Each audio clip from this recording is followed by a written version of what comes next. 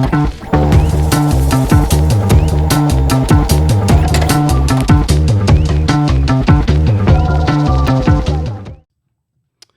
we are up. This is the Our Town Podcast, and we have Joe Carlucci here from Valentina's Pizzeria and Wine Bar. How you doing, my man? I'm awesome. Thanks for having me back. I feel honored for to be your guest on the 50th episode. Yeah, it is episode 50, and Quite an accomplishment. Congratulations. Well, thank you. Yeah, and I'm trying Joe and I were talking a little bit before we came on the air, and I wanted to probably get to like 75 in my first year, fiscal year, which for me was April 1. That's basically when I started. Mm-hmm. And so to be at 50, I'll probably hit maybe around 60 in 1 year. So that's, Still accomplishment, man. Yeah. But this is interesting because I've had a couple back-to-back guests. Tim Knox is a real estate agent for Revolve Realty. And then I had Clayton Hinchman on, who's the CEO of Ignite. He's an amputee, right? Lost his leg in the war. Black Patch Distillery. Yep, Black Patch. But those were like back-to-back weeks. So this is, I interviewed you in August. Yeah. It was early August. Was that when it was? Wow. 6 months. Interestingly, today is February 2nd. It's Groundhog Day, and it's raining. And last time it rained when you showed up here. Yeah, good memory there. I don't know why. But I just remember you climbing out of your truck. And I kind of felt bad. It was raining out. Nah. But I appreciate you being here. And, part of the reason I wanted you on is a few cool things have happened since August. Mm-hmm. Some of which we talked about in the first episode. Well, actually, we probably talked about all of it in the first episode. It was just a matter of where we are in the development of those things. Right. One being the new restaurant, the new restaurant, mm-hmm. the new store, which is not a quarter mile away. It has to be an eighth of a mile, if that. I know, if that, right? If that. Did you go by? Oh, yeah. Many times. Yeah. Because we'll go, either we're coming to see you, or if we go out to Buckee's, mm-hmm. which is there now, which I think is actually helping your business. Because my theory is, and I've told you this before, if you didn't know where Valentina's was, you certainly are going to know there's all this rage about Buckee's. Yeah. And it's off Browns Ferry as far as like the direct way to get there. Yeah, you can get there from I-65. You can probably come through Athens depending on where you live. But Browns Ferry is a straight shot. Yeah. And so people are probably taking their Waze or their Apple Maps, Google Maps, and they say, hey, what's this chevron? Oh, and then they see this beautiful mural. That's Valentina's. Yeah. I've heard about Valentina's. I've heard about Joe Carlucci. I've seen him on The Best in Dough on Hulu. I've seen him. I heard he's a world champion. I saw him break the pizza stretch record on the Gordon Ramsay show, mm-hmm. right? Do you think my theory is accurate? Yeah, I do. Has it helped our business? I don't know. About it. Probably has for getting notoriety where we are now. Yeah. Because people might not have heard of the name, but then they're like, Browns Ferry, that's too far out. And then Mm-hmm.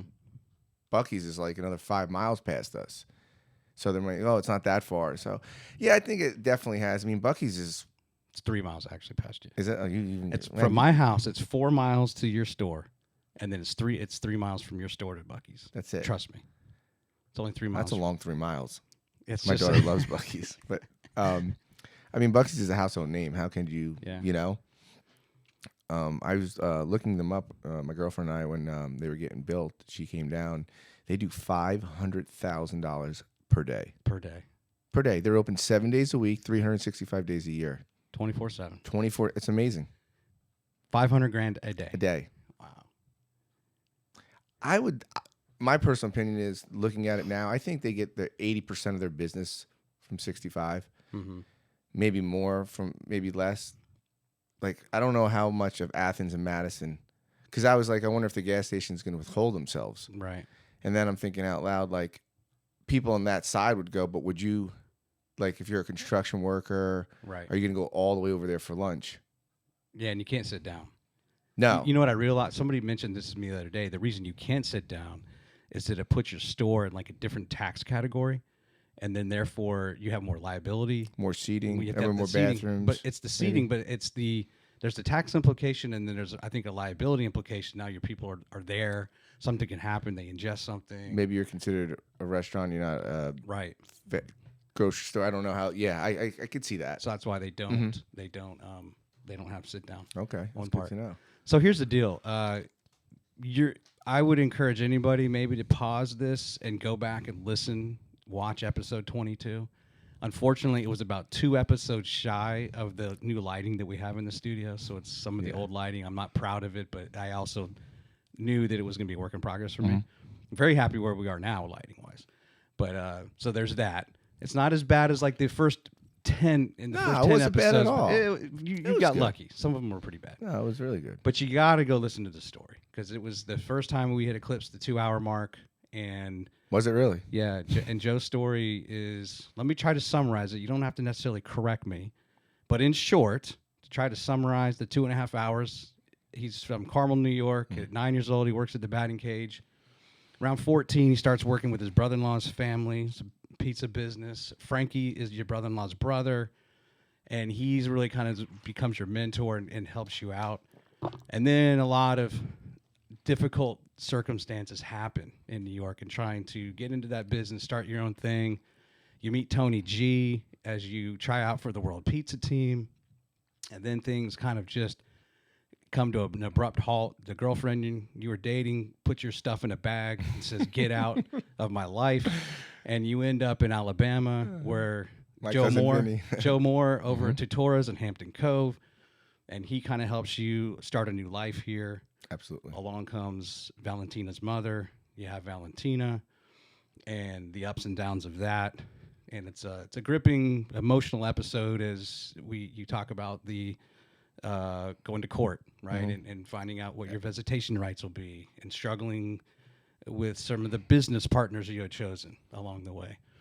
But having said all of that, really, COVID, you're basically now like the food truck business. There was a restaurant that kind of 2 restaurants, one in Athens, one here off of County Line Road, where things didn't go well, not as you planned, and you're now really grinding, right? As you take the truck on the Arsenal, and then along comes Valentina's, and you find out you get that on Good Friday, and you go to construction, which is really not that long ago, and now we fast forward. And I think on the positive note of how episode 22 ended, it was a lot of reflection. There's been a lot of growth for you. Huge. The way you treat your staff, the way you look at things, the way you look at the world, the way you look at your family. You have a girlfriend. Things are good. She gets along with Valentina's mother, and you're on good footing. Yeah, you found God. You found Christ. You get baptized, and so got into CrossFit. Does that summarize episode 22 pretty well? Yeah. I mean, you pretty much now nailed it.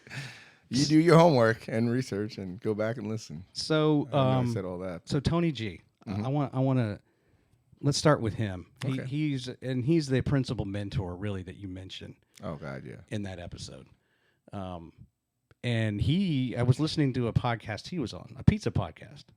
And he said last year, so he was Pizzeria of the Year last year. And they did 1.2 million in July. That was his highest total ever. In July. In San Francisco. And in July, like summer months. I think he's open 5 days a week too. So just put that in perspective. Sure. So that was a question I was going to have because we started talking a little bit about Bucky's and they make $500,000 a day. He was saying that it's a great standard to try to get to that 1 million per month. They did 1.2. Of course, he also has a store in Vegas. But he's got a ton of them. But the one in San Francisco, his baby. Is that somewhat of a benchmark for you? And I wasn't sure, and I was cautious, and I was going to ask you this because I didn't know if he was open 7 days a week. He's only open 5 days a week. You're on a more limited schedule, and that's just because I think you've learned a lot of things. You don't necessarily need to work that hard. You are the workhorse at Valentina's, right, as far as the pizza maker and reducing costs until you can bring someone along that you trust, right? We're about to post. Are you? We're going to do a relocate. We're going to post on social media, relocation pay, sign-on bonus. So if you're from New York, California. As a pizza maker? Yeah, okay. Argentina, wherever we can get. If we got to get a work visa. If they're not here in Huntsville, we're gonna bring them in. We're going to pay them what they're worth. You got to have a couple years experience in high-volume New York style. Right. So I just wanted to start with that. Have you, did Tony call you Does he call you when Tony something like that calls me- happens and says, "Hey, dude, we just did 1.2 million"? No, he doesn't do that. He calls me to check up on me. Okay. He calls me to see if I need anything. Last night I sent him the video that I sent you, Mm-hmm. and I said, man, I can put Legos together. This bar, I'm stressed. I don't know how to, get this bar to be smooth for the operation when we open. Can I call you tomorrow on FaceTime? He's like, whatever you need. And this is like at like my time, like 1 a.m, because I'm always thinking and working on this new place. He's So like, wait a minute, you're talking about the alcoholic, the bar side of the Yeah, restaurant, I'm just not not- the pizza side. No. I mean, even that, I want to get his opinion and say, hey, Right. my volume's this. We're moving into this much more capacity. Did I build it accordingly? Mm-hmm. Because if just for crazy numbers, he's doing $1 million a week. Let's just say, like, we go up to 50,000 a week, and the store's built to do 20. Or if we go to 30, and it's built to do 10. So I mean, there's nobody better than I know of in my life who's taught me everything to call and get an opinion on. But he doesn't call me to tell me that stuff. He calls me to see how my daughter is. Tony's not like, he doesn't say, hey, we did this. Yeah. I mean, he's always worried about everybody else, and he's like an open book of knowledge, like for anything. And he'll tell you the mistakes he's made and what not to do and what to look for that I'm not even thinking about. Like, I'm like, how did you even think about that? And he's always 5 steps ahead of anybody and everybody, but he's always willing to share all that. And that's a big part of like the World Pizza Champions. It's over 50 members, and having that ability to message him or someone else on the team that might be going through the same thing or has done new construction that I've never done. Yeah. It makes it easier for me. So so this is part of where I want to fill in a few blanks from episode 22. And you had mentioned a lot of, calling Tony when you needed advice or, hey, do this. And a lot of times he said, don't do it, Joe. And he did it anyway. Right. Has that been the same thing now as you open this new restaurant? So aside from just the current operations of Valentina's and the bar, but have you had a number of talks with him on the new facility? Not that much, because I have a vision, and I know all the mistakes I've made over at the last 5 restaurants I've had.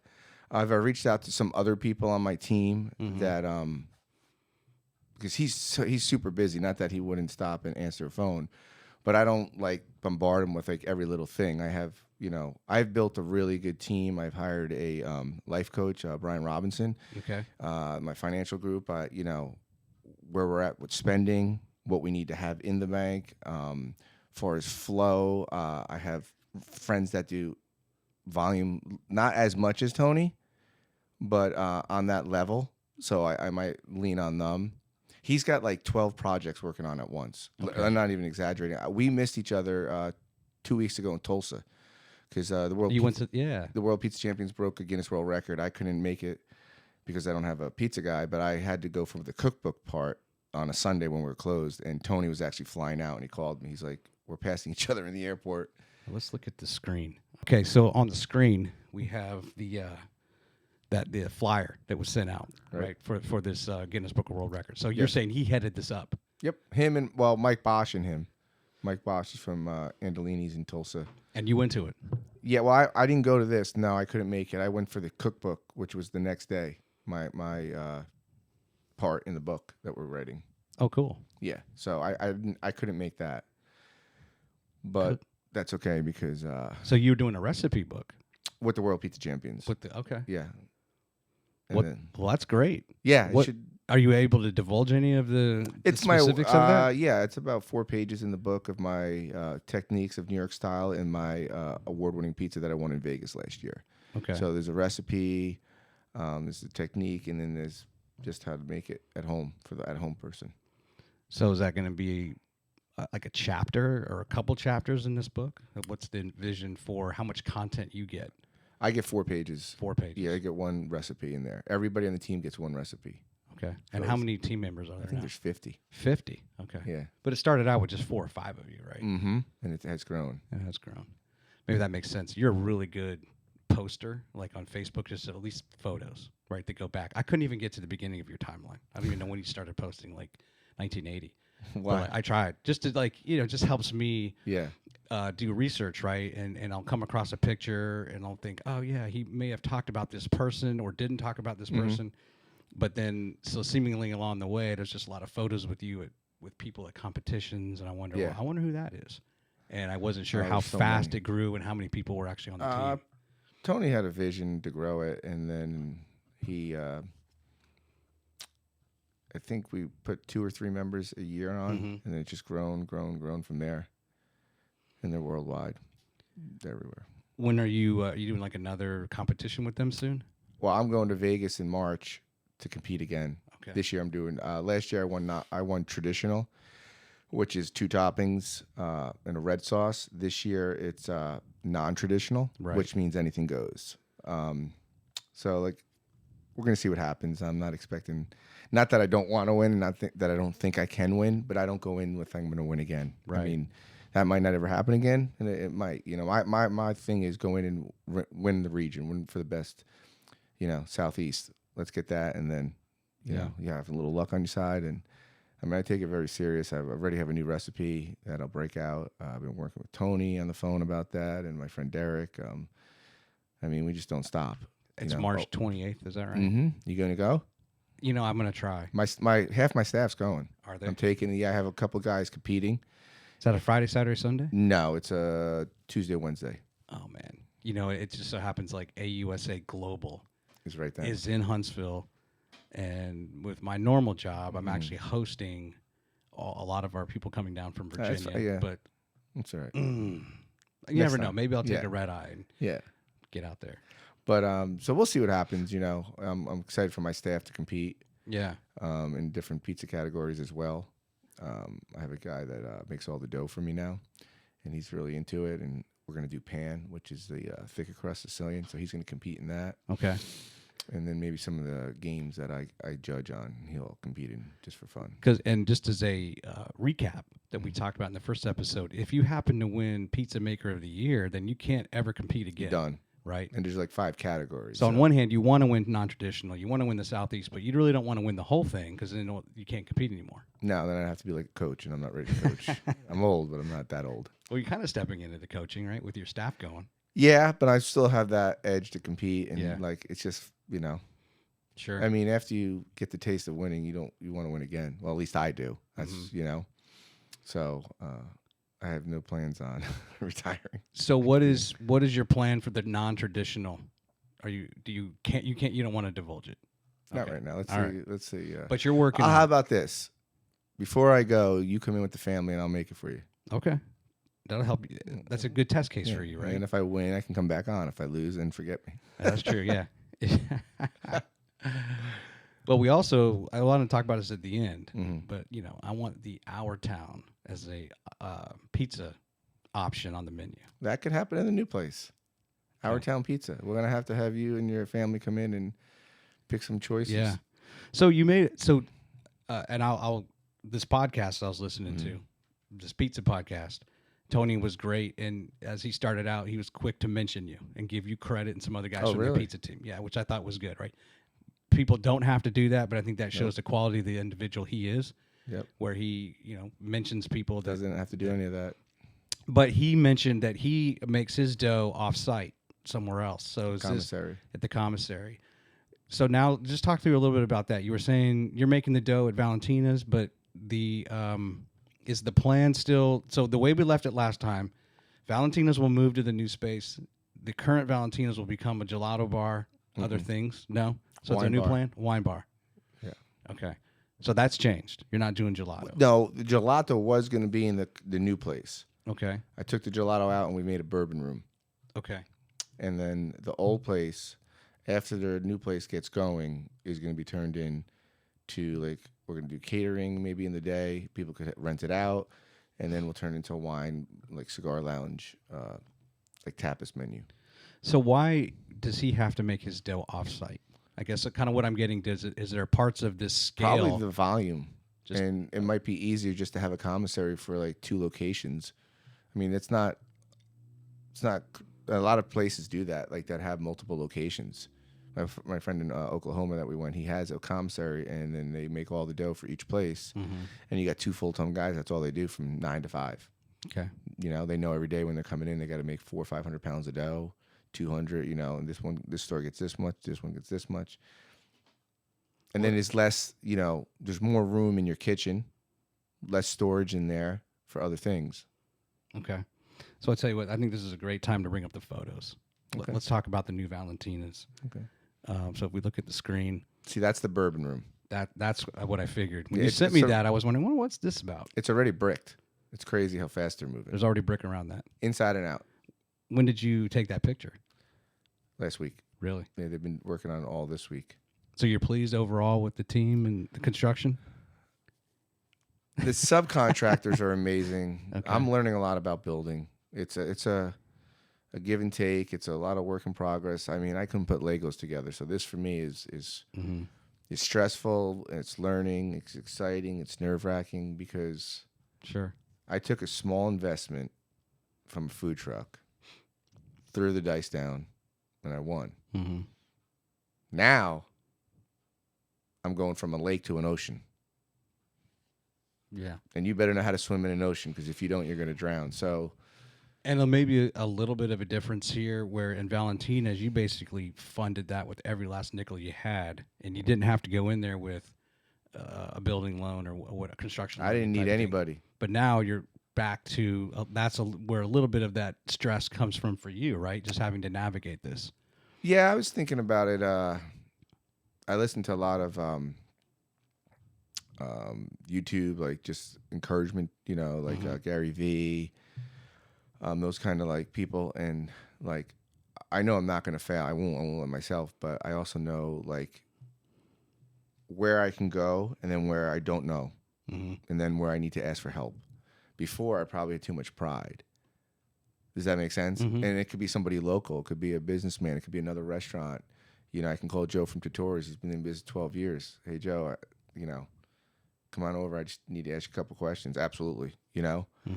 You know, I'll be honest, and because I don't really care, but I took a $50,000 investment and made it into $1 million.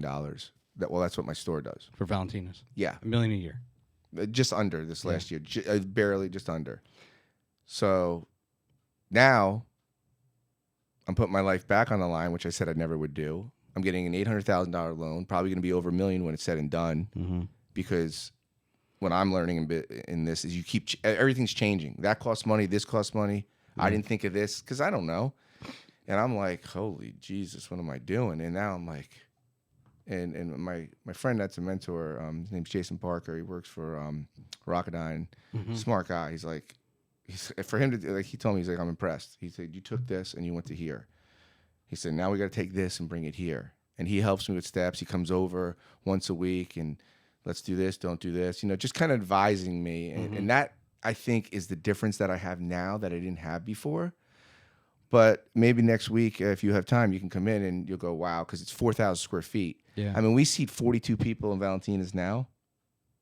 And with the patio, 98. This one's going to seat 165. Without the patio? With the patio. With the patio. So we're going to go from 12 employees to 38. Yep.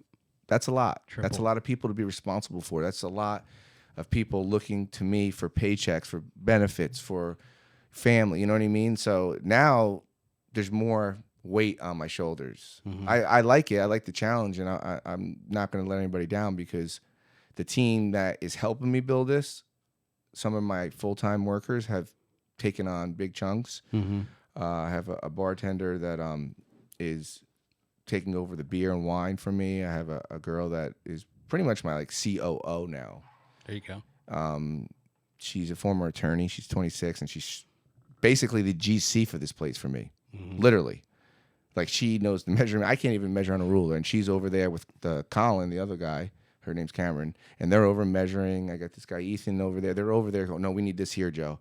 Because I have to step back from it and go, listen, you guys are the servers. You're the bartender. Yeah. Where do you think we should? Because I don't have that vision. I'm on the pizza line. I know the pizza line's going to be. I know I'm going to pump out 400, 500 pizzas on a Friday night. I can do that. And I get their opinion. And then they feel part of it, and they really want to succeed, and they really want to help you. Let me ask you this question. When Cameron came on, what was she hired on as? Server. A A server. And she had just graduated law. She was in law school or finished law school, and she had like a year to do like internship. So she's like, "I'll give you a year." I said, "No problem." And then She's just trying to make some extra money. yeah, and then she did it, and then she passed the bar, and she didn't like it. And my old manager, who was great, was Kyle. He had left. It wasn't for him. So I had like no role, and she wasn't working. So she's like, "I can come in and do some stuff." And then I'm like, "Listen, I got to pay you if you're going to do all this stuff." And then Kyle's brother, Colin, when Kyle left, Colin just stepped up. Like, wants to take responsibility. I can trust him. I don't have to worry about the bar. So I said, "Listen, when we go over there, you're going to be the bar manager. I don't want you. I want you to work either Friday or Saturday. I'm trying to create something over there where you could work 3 to 4 days a week, have a weekend off, and make a significant amount of money and have a life." And these guys, they buy into it and they get it. Well, I would imagine when you had these thoughts of, you know what, I'm gonna make this a career. At the time, those are just thoughts, though, right? But when it actually materializes, and when you actually start to see these people who are gonna carry out your dream, and for Cameron, you probably saw an immediate change in her and a level of confidence or purpose and kind of commitment, where now she feels like my job at Valentina's isn't just about trying to make a bunch of money to go off and do something that I'm still not sure about, but I can have a career here. Have you seen that, just immediate growth? And you just mentioned with Colin, right, where he just immediately steps into something, and it's not the same Colin of the first day he came in, and you right? I got a guy, his name's Ethan. He's ex-military, and he was working at Target. And we hired him right after we won last year. And he's never served before. And this is where you won the traditional. Right. The day we come back, we hire him. And he's just like lost in the front. And he's now making the dough. He's making probably almost close to better than me. He YouTubes how to make bread and comes in and starts making bread because, we make bruschetta. And I'm like, we should just make it. But I'm not going to say I'm lazy. I just don't want to. I go get it from Publix. So he takes it on his own. He takes it on his own. And he is into it like you wouldn't believe. And our dough has it's been a blessing to have him and watch, and how these guys, like, they care like it's their own. Yeah. Like, if I could tell when I touch dough if it's something wrong with it. Did you not put enough water in? What's the hydration? Right. How long did you leave it out? I could just feel it. Did you put salt in it? I could taste it. I could see it. Yeah. And he's on point with everything, and they all gel really, really well together. That's why I brought this life coach on to help us with direction, and also help them in anything else they want to do outside of there. Also, the coach isn't just for you. It's for everybody. It's for Valentine's. Yeah, they all meet with him once every 2 weeks for an hour, and he asks them where you want to be in 5 years. And that's when Colin, Colin's 28. He's got a degree from Stanford. He doesn't want to go. Wow. Yeah. Just loves it. Trying to create like careers for them. And like, again, I don't know what the future holds. Maybe it's just one location. Yeah. Maybe we have another one, and these guys have the ownership, and I'm just in the background helping them. Yeah. Let's look at a few more pictures so we can build a little more context around what you're building there. So that's the bar. Now we're inside. Okay. And there's brick inside, which is cool. Well, the bourbon room is bricked, the bar is bricked, and then a half wall separating the server line. I think it's in the center if there's a center pick. Let's see. Well, I have that's what it's going to look like when it's done. Yep. That looks pretty. Yeah. And then there's another shot. Overview. Yeah. All the parking. Yep. We're going to have which is going to be a big blessing for you. We're going to have a garden out there. We're going to be able to have live bands.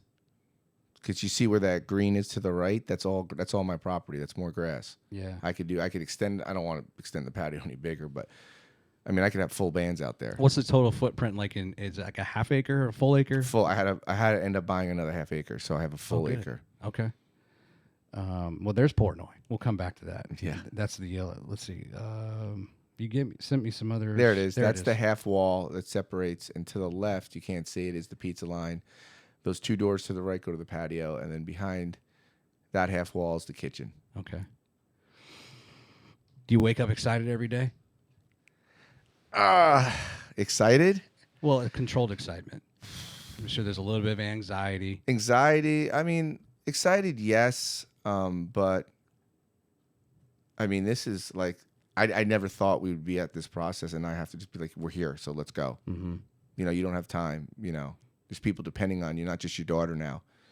You know, they bought into you, so either put up or shut up. Like, you got to do this for real. So, I mean, it's excitement, but there's not as much stress. I put the stress on myself because these guys relieve it. I mean, I have some really sharp and smart people. I don't just have basic servers, nothing against some people. But these kids that work for me, they're grown adults, 27, 28, 30. They're polished. They're smart. They know what they're doing. Yeah. And I can, you know, lean on them. I picked the phone and called Tony today when I get off here and I go over there. And he'll say, hey, tell them to move this before you do anything. Or this is, you know. Yeah. We're going to have a bourbon room. Ask me what I know about bourbon. Nothing. I'm going to learn about it. These guys already know. They're already researching, and we're getting bourbon people bringing bourbon in, having tastings. We have people trying to rent out the new bourbon room. It's not even done. We don't have a date, and they want to rent out the room because the customers that come in now, we're telling them, hey, listen, we're going to start having a bourbon room. We're going to do bourbon taste. Oh, can we rent it out? I'm like, it's not built. Can we rent it out for Christmas? I'm like, no, we're going to be in before that, but just slow down. So, not to be arrogant or cocky, I don't think it's going to fail, but you can't do something and think it's going to fail. I'm going to try to build a bigger team and take myself. I'll be there 24/7 when I have to be, but maybe from an operator standpoint, I think that will be best if, you know, I have a GM. Cameron works 9 to 5. Colin's there at night. I'll have Ethan managing. He's going to take he's already taking business classes online. Awesome. Like, you know, you can't ask for anything better. Yeah. And then if we just get that one piece, because the pizza line, it's, I mean, this past week, and we had a record month in January. And Sunday, I felt like I went 12 rounds. Really? Yeah. I mean, it's a lot. You had said a couple weeks ago when I was in that Saturday, the Saturday before had been your like best Saturday or your best We beat day. it. You beat it already? We beat it the following Saturday. Like we did a commercial with Nissan. I don't know if you saw it. You showed it to me. Okay, yeah. So, and that's been all over North Alabama. Mm-hmm. Billboards, YouTube, social media. It's everywhere. Everybody calls me, texts me, they've seen it. So I think that had a big blessing to help, you know, because January is typically not the best month for restaurants, and we just blew it out of the water. Yeah. And I'm like, if we are doing this here, what are we going to do over there? Now, I'm not going to tell you anything somebody you haven't thought of or someone hasn't told you. But I personally, I get excited driving to your restaurant and seeing all the development. There's some condos going in. Yeah. There's single family. They're not, you know, one by one, these farms get sold and they're building homes, which is good for you, right? Bad for the farmers, or they don't care. Maybe they're cashing out. But one thing I want to ask you is now you're going to be one of the closest. It's going to be closer for people to get a pizza from Valentina's than them from to go to like the Publix for some of those homes and mixed uses around you. I don't think I've ever talked to you about your delivery or your pickup. And I would imagine that will increase because you're close and maybe people don't want to come and sit down, in the restaurant for whatever reason, but you're going to have a lot more demand just locally, I would think, for delivery pickup. We have you ready for that? Yeah, we have a separate entrance. Okay. Not like when you come in now, everybody's just stuck there. They don't move. They wait 10 minutes, 15. You have like a pickup thing. Well, you know, kind of like Outback has a side door? Yeah. We have that. Okay. And we have you'll have two people with their backs to each other. One's a hostess and one's the to-go girl. So we'll just separate that completely. So if you're coming in the front entrance, you're dining in. There'll be a sign that says to-go, pick-up, and you're going that way. Just wait, because we do have a tremendous pickup. And so right now you're already executing that as well as you can, but there will be an uptick. Big uptick. We're trying to get all the flaws over there out on this one. But, bigger's not always better. So we're not going to go to 165 seats when we open. We might go to 110, and then you might call me and say, hey, we're having party 15. Well, that's fine. Come and spend 5 hours. Because now you come with a party 8 and you spend 2 hours. We're like, oh, come on. We can't tell you to leave, but you're killing us. Right. I had to refuse a party of 25 for this Friday. I said, unless you give me the amount I'm doing, I can't close. It's more than half the restaurant. Yeah, exactly. So now that's going to benefit. I don't care how long you stay. We're going to have the seats, the capacity to handle it, and we might not have to have all those seats right away. You know, sometimes, even though I think we're friends, sometimes when I'm in there, I'm like, I think Joe's mad at me. I think I got to go. You know, it's I got to turn my table. No. Let me tell you something. Like, so I had a customer from the door on Friday, from the door, come to me and was like, "What's wrong? You in a bad mood?" And I'm like, no. I'm like, I'm making pizza and I got like 40 pizzas. I just focus. My girlfriend, she's amazing. And she's like, if you ever meet her, she's just like smiles. She's always happy. Yeah. And she says that to me a lot. She does. She's like, are you mad or why? And that's just my resting face. I know it's not a good face, but she's like, that's not good. I'm like, I don't even know I'm doing it. And I get just so like, you know, focused on it. And one of the girls that's come back again, her name's Lupe. She worked for me in the other stores. She said, you know, Joe, I think if people don't know you, they don't get you. She said, because that lady came up out of nowhere, just saw you making pizza with a face. Yeah. You know, it's very stressful. Like, you know, like any time of high volume cooking or pizza, and we're out in the war zone. People can see us. In the kitchen, you can't really see people. Well, and like if something burns or we mess up, and now I'm like, oh, Troy's pizza messed up. Oh, we got not your pizza, but I'm just saying. So the people where you were sitting are like, I don't think a lot, and my girlfriend's always like, you know, because she'll come in and she'll try to give me a hug because she's real affectionate, and she'll be like, I won't go near you. I'm like, she's like, I wanted to come and give you a hug, and she's like, you gotta remember, like, look to your right, there's a table. Look in front of you. There's people. Because I have to work on like, people will come in and be like, yeah, I ordered a pizza. And I'm like, okay. Is this guy serious?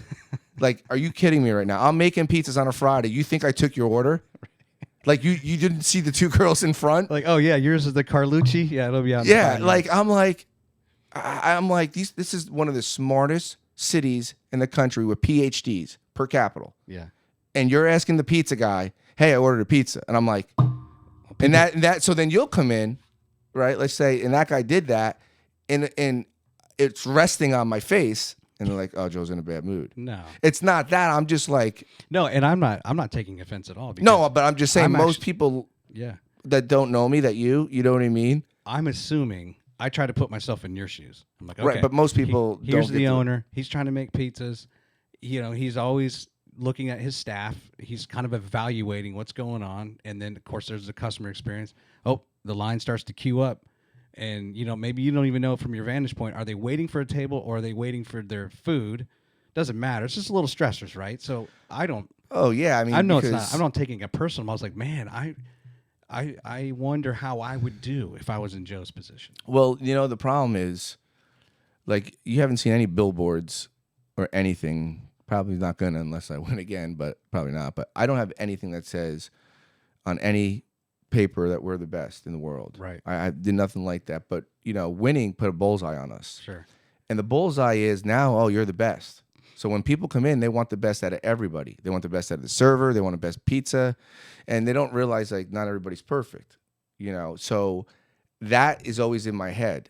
Yeah. Like, every pizza should, you know what I mean? And Tony instilled that. Like, you know, care about your product, have passion about it, but, you know, you can't please everybody. Like, I don't look at any reviews, anything. Yeah, you shouldn't. You know? I mean, and we get on a weight fast. Like, that time you came in, I don't know, was it a Friday or Saturday? I came 2, like, Wednesdays in a row. Oh, Wednesday, and it was packed, right? Yeah. Yeah, so, and we fill up quick. Yeah. You know? So, people's patience have gone out the window. I have... And this is not to take away anything from in the past. I have some of the best high school kids in this city that work for me. They come in positive. They come in energized. They care. But, you know, like any kid, if you got a couple people barking at you, sure, you get frazzled. And you say, hey, Troy, sorry, it's going to be 30 minutes. And then it's an hour.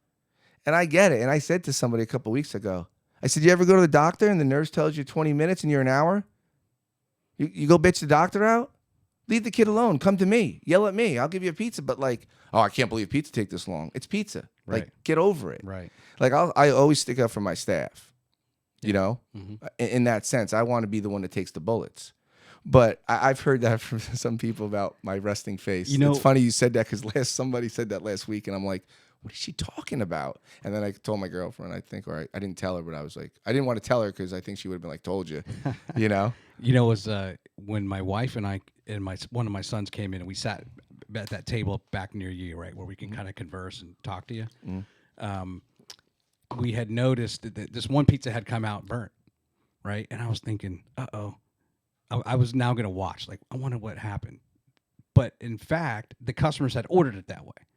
And then it gets like delivered. They did like an initial cut and it gets delivered to the bar and they like just devour it. So I guess that's how often do people want a burnt pizza? And do you have to be a little bit careful? Like, wait a minute, how burnt? Because if you burn it too much, then it's right back on, well, that's not what we asked for. Well, so our pizzas are typically cooked a little more than most.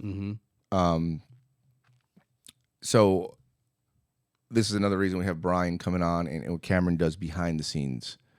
We're educating everybody. We're making videos of every station of how a pizza should look, why it should look that way, why it's crunchy and it's not burnt, why it's well done, what's not, you know what I mean? So when we do get that, I look at it like it's a pizza, make it again. Even if it's not burnt, I'm not going to fight this battle. It's not worth it. But some customers do request it that way, right? They do, but, you know, some people just don't know. Like, if we get a Domino's customer, most likely, they're not going to stay with us. If you go into Domino's for 5 years, right. It's just not our clientele. It's doughy dough. Right. It works for them. That's fine. Right. But when you come to us, we're thin, New York style, crispy. Not burnt, but crispy. But if you want it that way, it's not a problem. Sure. But does that make sense? Absolutely. And you know, we do the 6-eye check. The 6-eye check is my 2 eyes making the pizza, or 8 eyes. The guy taking it out of the oven, he looks at it. The expo person looking at it. And when you get the pizza to go, or the server, they open in front of you. That's 8 eyes before we get to the customer. Is this what you ordered? Yeah. Comes back. Well, my wife said it's too burnt. We just told you this is what you ordered and how you wanted it. She said, well done. You know what I mean? But it's not that many. But I don't, like, I just put water on fire. Yeah. You know, I had a lady last week spent an hour and a half waiting, got down, and she just went off on the staff. Like, Cameron was actually filling in, and they got into it. She got in the car, and I ran outside, and I just was like, Cameron, go inside. And I said, listen. And she just went off on me. Really? I said, stay here. What did you order? She said, we didn't even order yet. Went inside, got some desserts. I got her order, brought it out. And Cam was like, listen. I was like, it's not worth me getting into it. And then this lady posted on social media, the old Joe's back. He cursed me out, or he yelled at me. His staff's rude. Instead, she sent me a private message and said, I really appreciate that you cared about the customer. I care about all the customers, but I think that people have to understand. And I go out with my daughter, and if it's a 40-minute wait, I have 2 choices. I can keep my mouth shut and wait, or I can go somewhere else. Right. And I'll come back another time. And I think that, like, I try to teach my staff that, like, don't take things people say personal, because they're frustrated. You know, if they could have lost their job, they could have cancer. Sure. I mean, they could have found out they had a disease. Like, the wife could be going through a divorce. We know. don't know when they walk through that door. So let's make it the best. And if it gets to the point where they're disrespecting me, then we don't need their money. Yeah. You know, and I think that has really resonated with my staff. They know I have their back, and I know they have my back. Dude, you know? I got to give you props, man. I've always loved your pizza, and I've lived here long enough that I've tried a lot of other pizza. Your pizza is the best pizza. I'm not just telling you that because you're sitting across from me. And when I was thinking about some pizza that I really liked up in Chantilly, Virginia, from a place called Bon Appetitos. Okay. And I used to order pizza every week for our program. And everyone, it was like we all discovered it together, and we had it like every week. And then eventually we kind of switched and went to like Popeye's Chicken and Bojangles and did some other stuff. But I think there was the element of like, wow, this is really good pizza. And then there was also like, if you put it in the refrigerator and have it the next day, it's still good pizza, right? Well, anyway, I haven't had that reaction to pizza since eating your pizza. Okay. But most lately, the Hayden, which is new on the menu. The Hayden. I love that because it's got the onion. I think it's mushroom. Sausage. Yeah. Sausage, right? That's becoming the number one. That's named after my girlfriend's daughter. Okay. She's 14. That that just like, for some reason, maybe it's this new guy doing the dough. I don't know. Maybe Joe needs to step aside and let the new guy do the dough. But there's something lately where it's Well, just to be honest with you, where I'm with Tony or my friend Derek and Ethan, it's always going to change because it's going to get better and better and better. I'm never going to settle for what you know. People tell me it's good, and I'm like, no, it's not. I know it's not. I know my product should be better. I'm telling you, I've been probably 8 or 9 times since I've interviewed you. No, he's and I can't put a price tag on what this kid does, and I tell Cameron, I'm like, you can't match his passion and his heart. Yeah, you can't. You can't. He's like this. Him and Colin are like this every day. Not like that. I mean, every day. Even keel. Yeah. He'll call me. Hey, we're out of olive oil. What kind do you want me to get? You want me to get extra virgin? You want me to get first pressed? The other people I used to have to do it, either no oil, vegetable oil, and I would know. Hey, we didn't have kosher salt. Hey, we didn't have this. Hey, we didn't have that. And I'm like, you can't pay for that. There's not a price tag I could. Now, I have these other people that are going to help me polish him. Yeah. So he could be a leader. Because I said, Ethan, now you gotta learn how to dictate. So when we're making 500 pounds a week or whatever it is, and we're making Sicilians, Detroit, New York style, New Haven style, New Jersey style, Chicago style, we're gonna have a whole bunch of styles. You need to just watch everybody and check it. Yeah. You know what I mean? And he likes it, and it's a challenge. But my girlfriend lives in Long Island, right? New York. Yeah. The mecca of pizza. And she's very brutally honest. Like, she's New York like me. We're always honest. And when she came down last year, she's like, the best margarita I ever had. I'm like, are you kidding me? And she's like, no. And she doesn't even eat pizza. And she's like, it's so light on her stomach because we both have issues with, bread or whatever. And she's like, it's on point. And this is coming from a New Yorker, And there was just something about, not only was it good when I ate it, and I'll usually eat like half the pizza. Mm-hmm. And then even like, and I don't normally eat day-old pizza, but I did. And I was like, oh my gosh. I was like, it's just so good. So you got it, man. Well, I appreciate it. It's a work in progress. All right. Let me, a couple things I want to fill in from episode 22. Okay. If you don't mind, if we can go back to there. Where's is your dad alive? Where does your dad fit into your life? I was waiting Can for we that talk one. about that? Oh, sure. I have no problems. We didn't. I don't think. So we my him dad, I believe he lives in the Bronx or Manhattan. He was homeless a couple years ago. Really? Yeah, my sisters got him all set up. But I think I was like 14 or 15, and he had like a breakdown, like a mental breakdown. Mm-hmm. And he went back to live with my grandfather in like a 200 square foot apartment in the Bronx. Wow. And that's not very big. He worked, and I mean, from like, let's put it this way, from age 0 to 15, my dad spoiled me. Really? Yeah, I came to every baseball game. He was a great dad. Sorry. Sure. But and I don't like blame. I'm not that person. Like my sister, one of my sisters is like that. I don't blame anybody for my life. I don't blame my mom. I don't blame my father. It is what it is. It happens in life. But I'm that person, and this is not a good trait of mine. Like, I close the door, it's over. I'm done. There's no like working through it after the fact type stuff. I just don't have time. Yeah. It's not a big thing to me. I mean, now maybe because my daughter keeps asking about it. But so he was always around. And then when he had this breakdown and moved in with my grandfather passed away. He didn't pay the rent for like 2 years.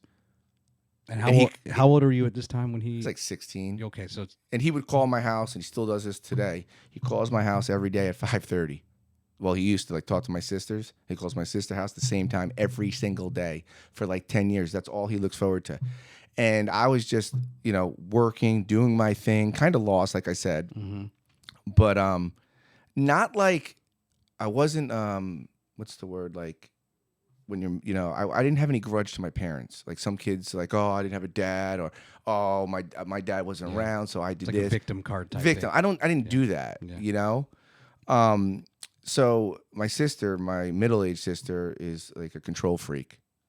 Great lover, but like she thinks she knows everything. So she took the role on of mother hen of my dad. So like my dad could have stayed in that apartment in the Bronx to this day for like nothing, but he was grandfathered in. But anyway, so he's called me, and over the years, I think I've seen like, I thought it was maybe 15 years ago.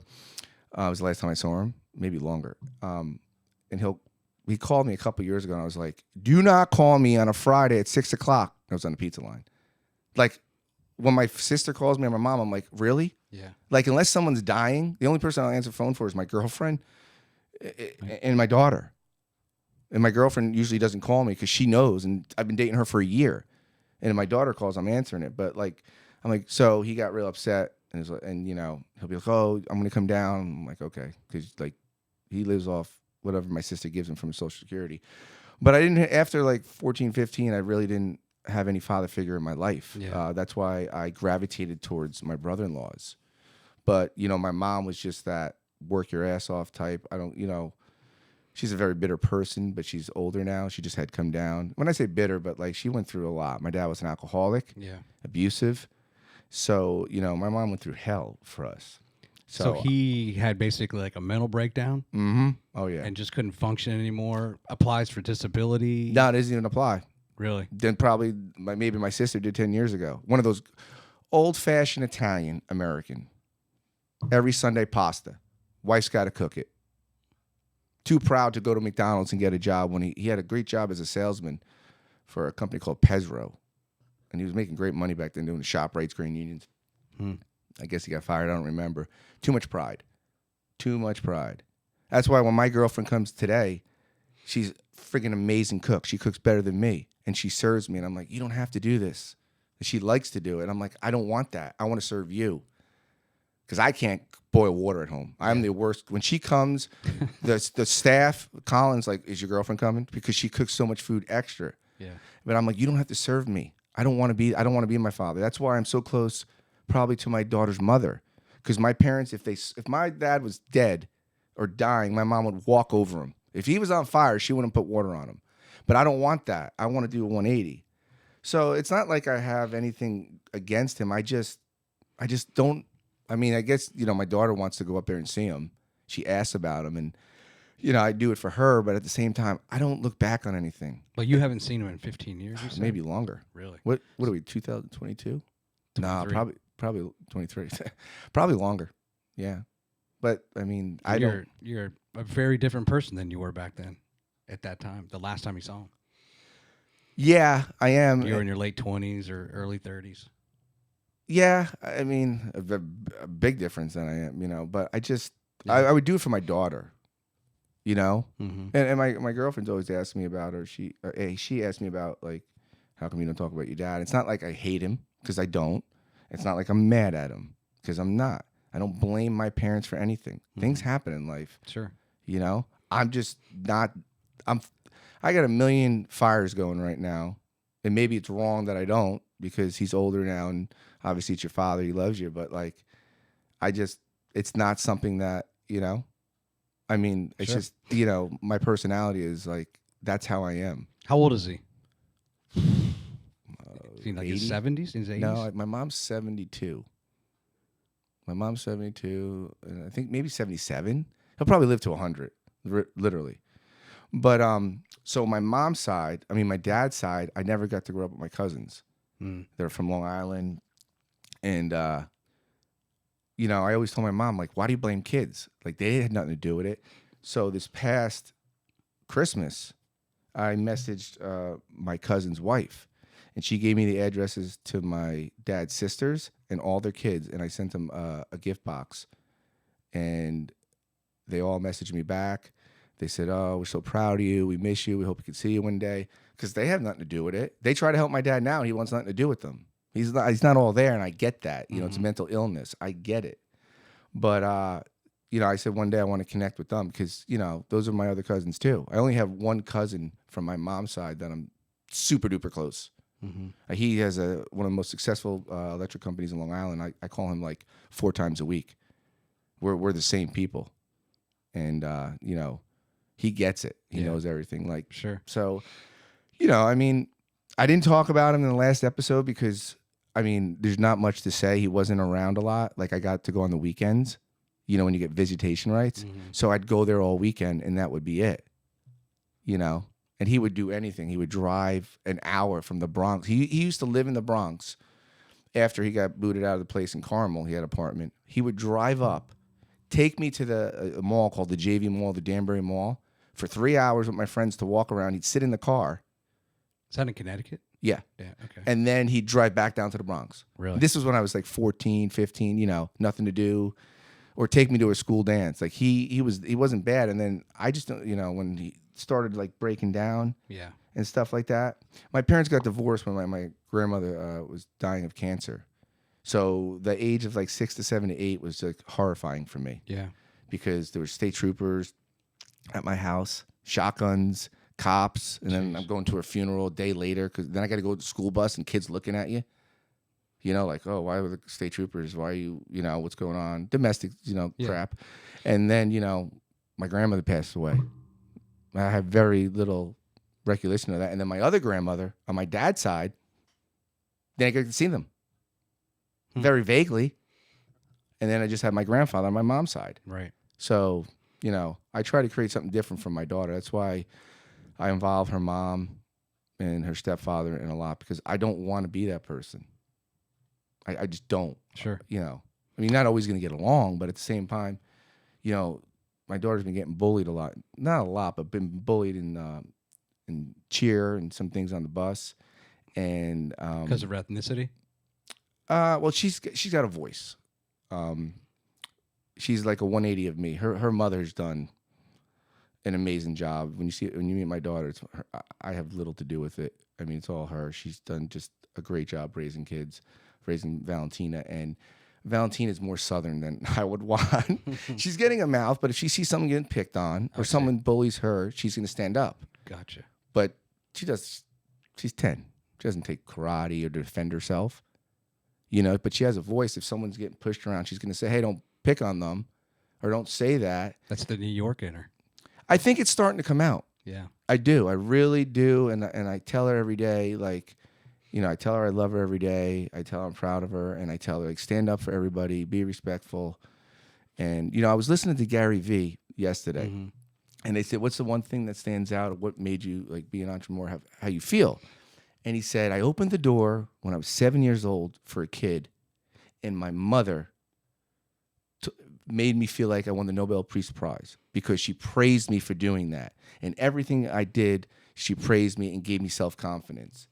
You know, like if I got a bad grade, it wasn't the end of the world. You're not going to fail in life. And she always praised him, gave him that self-confidence. And I always tell Valentina, you know, have confidence in yourself. She's a girl because I'm learning as I go, you know, about things. She'll if my girlfriend's here, she'll tell her stuff and won't tell me. And I'm like, and my girlfriend has 2 girls. She's like, it's not you. I'm like, I thought we were close. She's like, Joe, she's a girl. These things are happening. And I'm like, I thought we were close. Like, she's like, yeah, but you're her dad, you know? She's 10 now? Yeah. Like, we'll go down an aisle where there's tampons. She's like, Daddy, you can't go down that aisle. That's what she does at Walmart. It's hysterical. Yeah. But when my girlfriend's there, she'd be like asking her questions. And I want her to be open to me. I want to be that dad. So I'm learning that. But, you know, bully's a big thing. It's a real thing. Is she bringing... does she talk to you about like stuff that goes on in school and what people are saying and what the teachers are trying to... It's crazy out there, right? There's some stuff that's coming back that's concerning you? A lot. And I applaud her stepfather. I applaud her mother. And her mother keeps me informed. You know? Yeah. Like she asked her mother about her period. Like, when do girls get it? I'm like, how the hell did she know about that? And then my niece was in town. She asked my niece, and my niece told me. And I'm like, how come I don't know? Because I want to be an open book for my daughter. Yeah. Whatever and anything. I know how tough schools and kids could be. You know, just because she goes to certain... In that Hampton Cove area, not knocking it. They got some great people in there, but let's be realistic. You know what I mean? It's keeping up with the Joneses. It's just reality. And you can get lost in there and quick. And, you know... I don't want her to have that feeling, you know. I want to have that confidence. Let's talk about. I want to talk about your appearance on Best in Dough. Okay. So here's what I like about you, Joe, is that just like you mentioned the Nissan commercial, you've set a world record, right? 5 million people watched it live. 4.4. Gordon Ramsay was like, "Hey, are you nervous?" And you're like, "No, I don't get nervous." Like, well, you're about to have 5 million people watch you break this record, so good luck, son. uh, you're one, and then you just get tapped to go to participate in this show. And the last time we were here in August, you weren't able to talk about it. It had already been shot and recorded, and you went up against a couple colleagues, associates, right? It's not like they were unfamiliar opponents. And then I watched it, and I was mad. I was mad as you were in the fact that you guys, as far as what they had you compete in, there was that. But at the same time, I was really proud of you, and I told you, like, you're exactly what the TV producers want. They want those reactions and those reaction shots where you're just reacting to the fact of, like, oh, by the way, you guys are going to use store-bought frozen dough. And then they just shoot to this crazy look that Joe has on his face of, like, displeasure and like, really? Yeah, we're going to use frozen dough for this, and then ultimately, you're not able to win the competition. But so can you go back and now let's just talk about that TV experience, because most of us won't be on a show. Well, and you're like a celebrity that way for us to kind of attach on. Hey, Joe, what was it like, man? I'm not a celebrity yet, but that won't be the last one I'm on. But so it was on Hulu. Okay. So 2 years ago, I get back from Vegas. It was in the summer because it was COVID, right? And the producer called me and she's like, "Do you remember me?" And I don't know if I've told you on the prior episode, like, I learned a long time ago from Tony when the Ellen DeGeneres show called me back in Connecticut, and I didn't get it. And I called Tony, and he said, "Well, how did you sound?" And I said, "Oh, I sound good." He said, "No, did you sound like Perky?" And I said, "I don't know." He goes, "You didn't get it." I said, "Well, how do you know?" He goes, "You got a phone interview." He said, "Whoever called you had you on speaker." He said, "Don't worry, I'm going to get you on the show." Next day, cold pizza. I was on that. And right. He said, "Listen to me. The first ever episode. You got to just sound like you just hit the lotto." So I said, "Okay." So when I get back from Vegas, I see this thing to apply for it. But they called me, and she's like, "Hey, do you remember me from this show?" And I was like, "Yeah." She's like, "All right." So I told her everything I told you, from Bankrupt to Cars to the struggle. She's like, "What do you think about having Tony on the show?" I said, "Please put that SOB on the show so I can beat his ass once and forever." I said I'd love him to death. And she loved it. And I knew what they wanted because Tony had always told me, I know who you are as a friend, but TV's different. So, not that I was going to dog him or anything. So I went through all the interviews and I got it. And I was nervous, like, who I was going against, because I don't have the best self-confidence in myself. So when winning the pizza, I still don't. It's just something I struggle with sometimes, I think the people that are looking for me or don't think I can do it help my self-confidence, because I have it, but I got to dig deep, I can't get sucked into not, Right. So when I went out there, and I saw one of the girls I was competing against. There's the picture. Oh yeah, that's Leah. She's absolutely amazing. In fact, she gave me the peppadews to win in Vegas. She brought them from California. Amazing pizzaiola. And that's Ali. He has a place in San Francisco, and he's amazing. I mean, he just looks like a quintessential Italian. No, he's not Italian. He's not even Italian? No, he's What not. is he? Really? Mm-hmm. He looks Italian, doesn't he? So we go out there, and we're in this, like, bougie hotel, right? And Right. He does.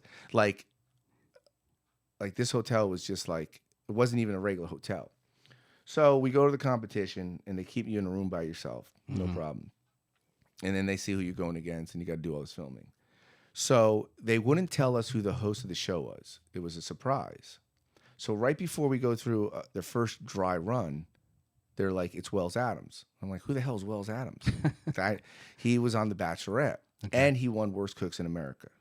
Now, unlike the F Word, this show is taped.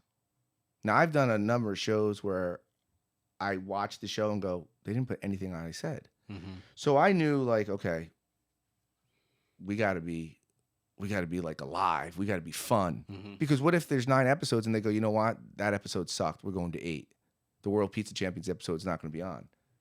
Right? They could have done that because it wasn't live.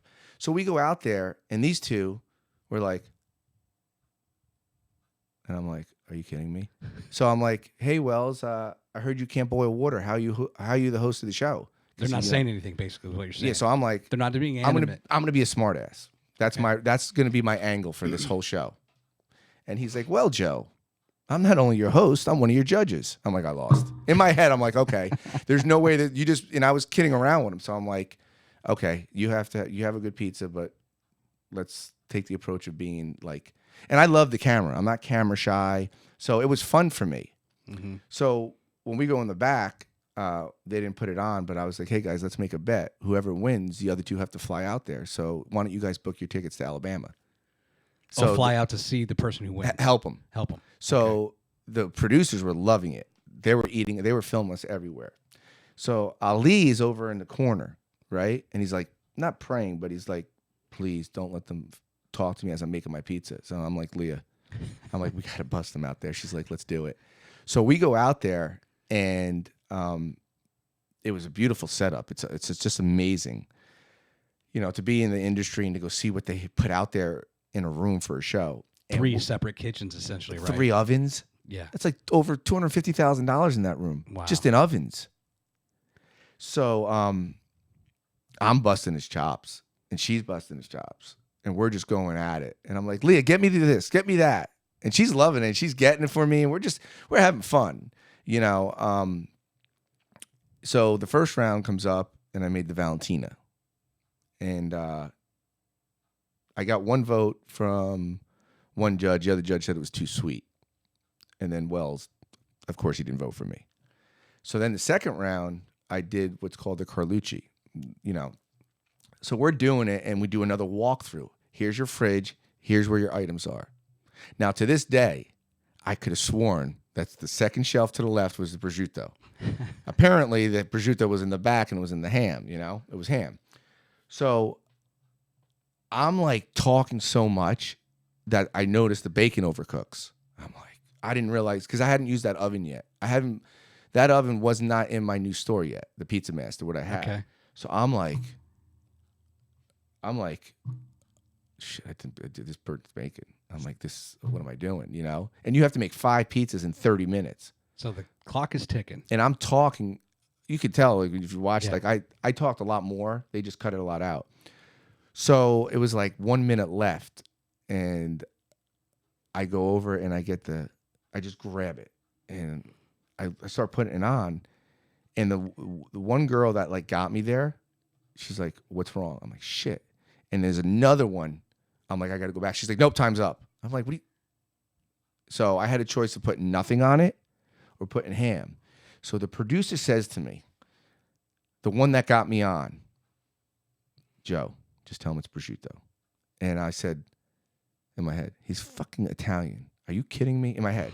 So I'm like, what do I do when I get up there? Because A, they would cut it out. B, if I throw her under the bus like that, not that that would matter that much, but why would I do that to her when she's going to get me on another show in a year or two, probably, when she does something else?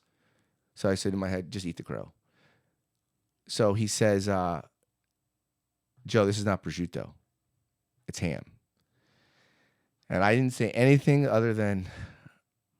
You tried to have like a surprised look on your face. Yeah, and then because the way the show was built, it wasn't like Chopped, where the next judge was like, well, I actually like it better. Right? Now, Wells Adams. So the first judge doesn't vote for me, and then the guy in the middle was a bread guy from New York. Which I got to tell you a story after we were done.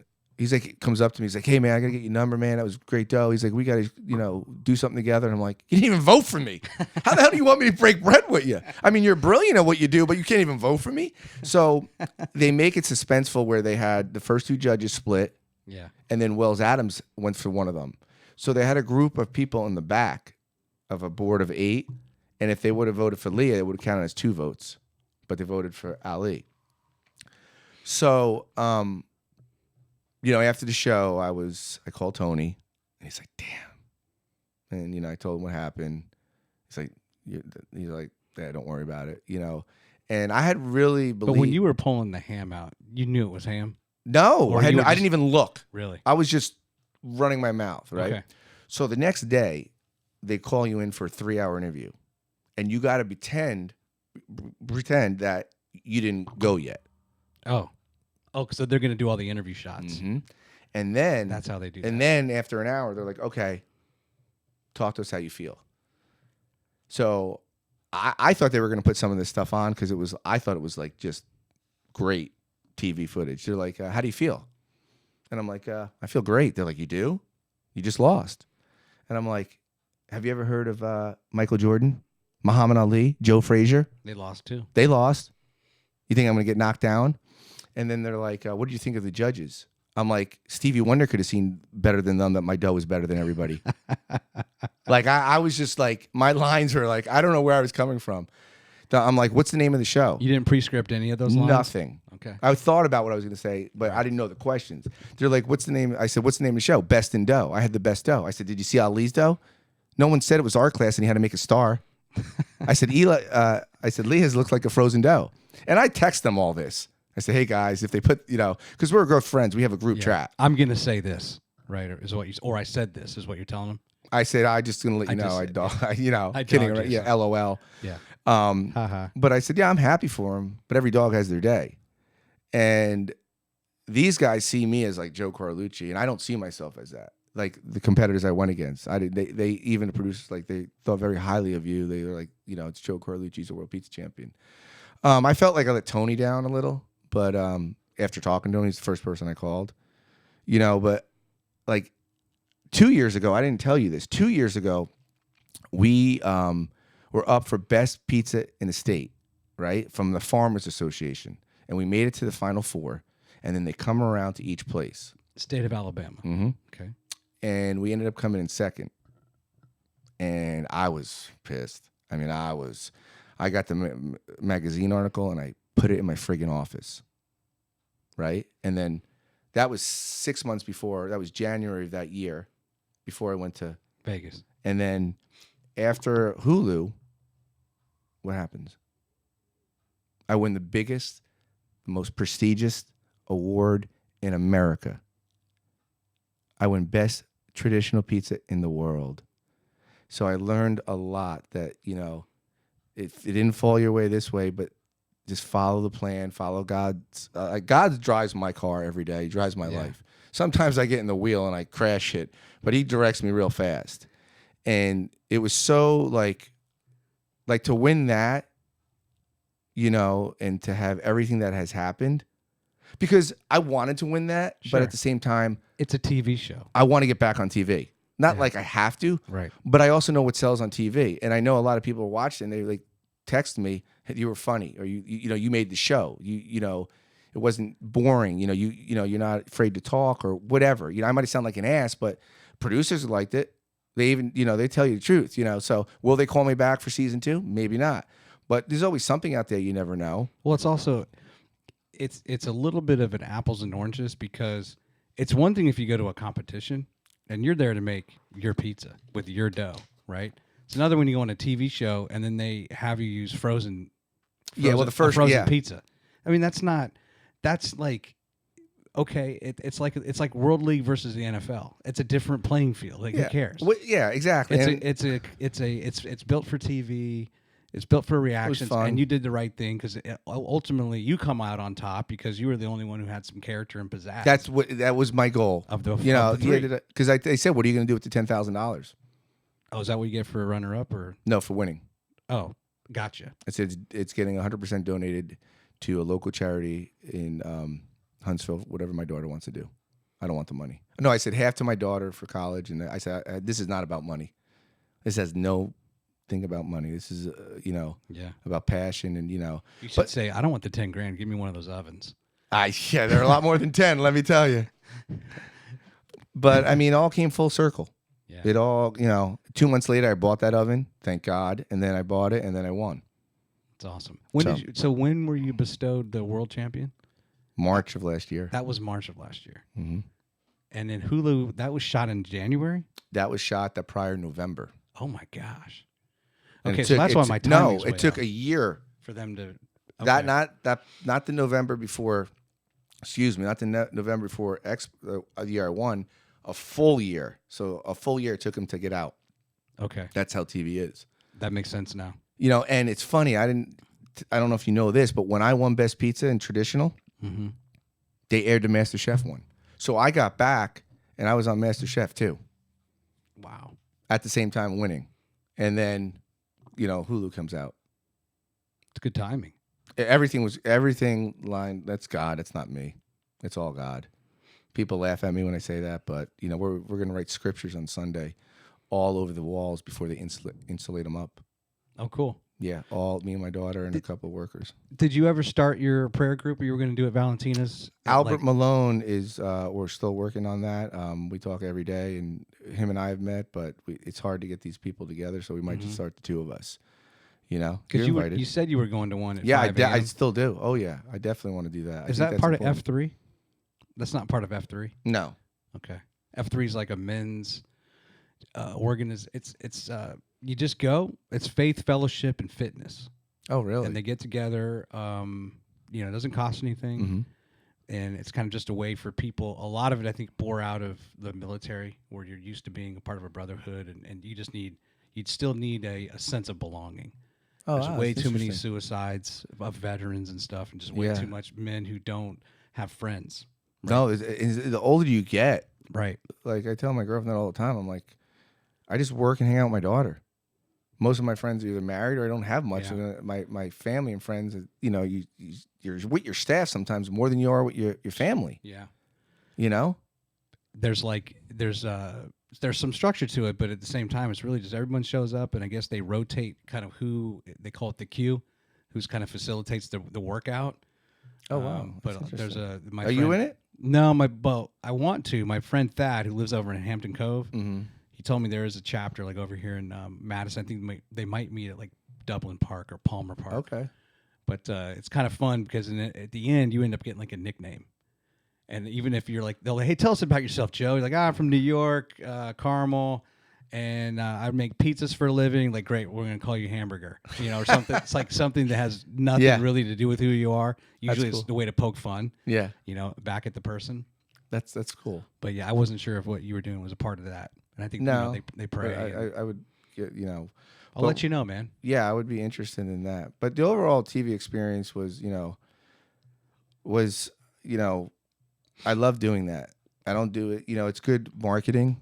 Yeah. But I just have fun with it. My daughter, we're starting a YouTube channel for my daughter. It's going to be called Cooking with the Princess of Pizza. And instead of you coming in to buy a pizza, you can come in and buy sauce, dough, cheese, and pepperoni. And make it. And we're working with a production company to start recording step one, how to make a pizza at home. And it's going to be Valentina in a chef coat and Valentina talking, and then me with her. Yeah. And we're going to do a whole bunch of different attitudes. I think it'd be a different version. Like instead of coming in, you can pick up a pizza and father-daughter, mother-daughter, mother-son, father-son. Something different with the connect. And now, has there been any change at all in how often you see her? And I only say that in the sense that, does your ex look at you as, you've stabilized life, you're doing well, you've got a good girlfriend, and does that in any way get you back into court to say, hey, I want to see Valentina more?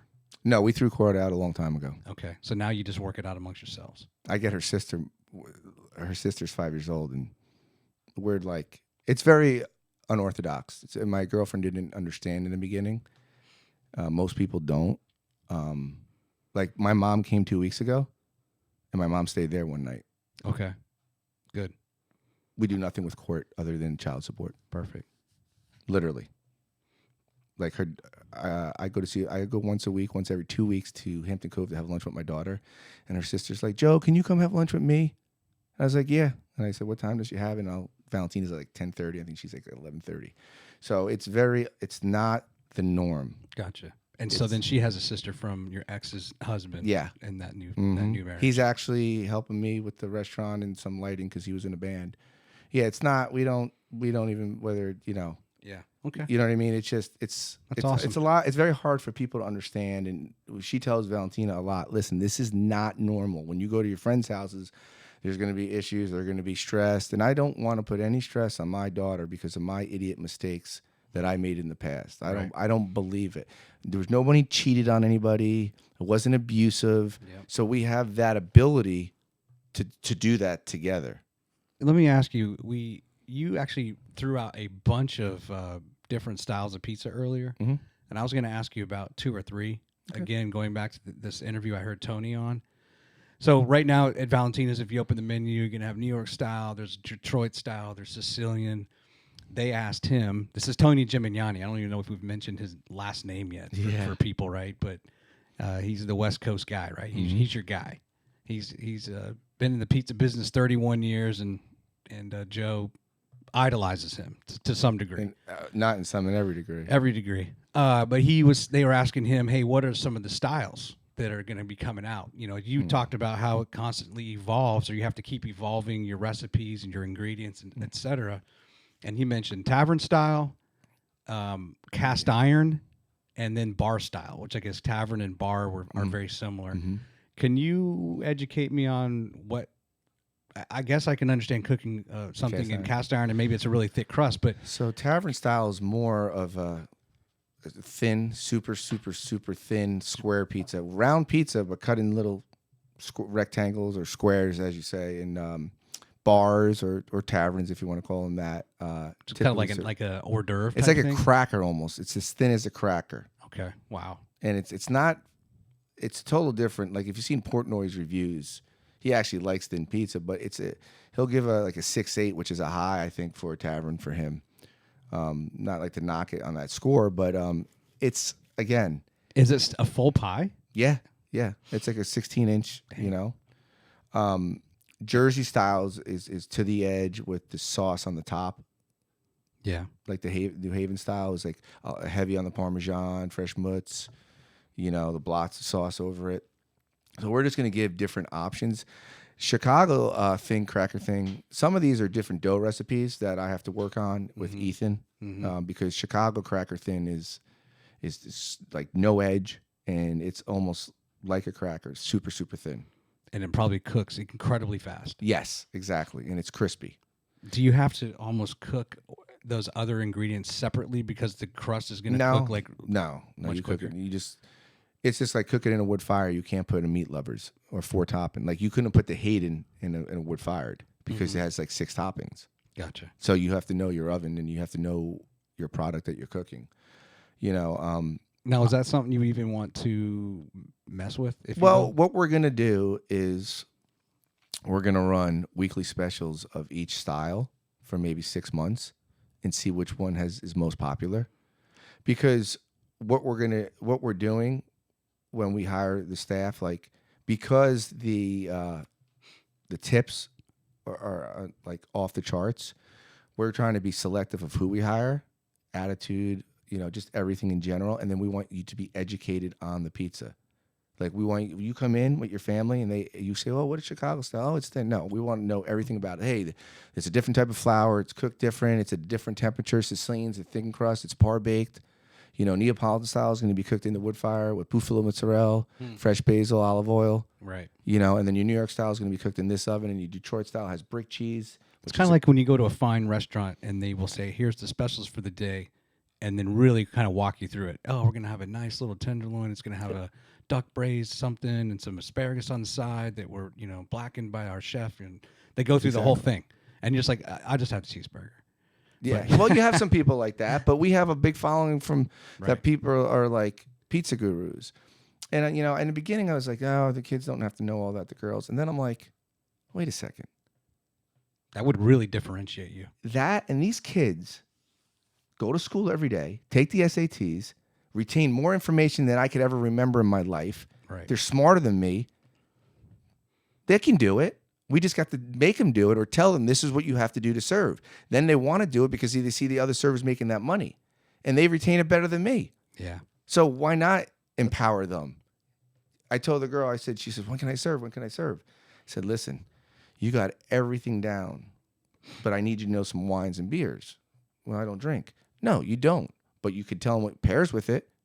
You could be educated. I don't want to put you out there and make you fail because I didn't give you the armor.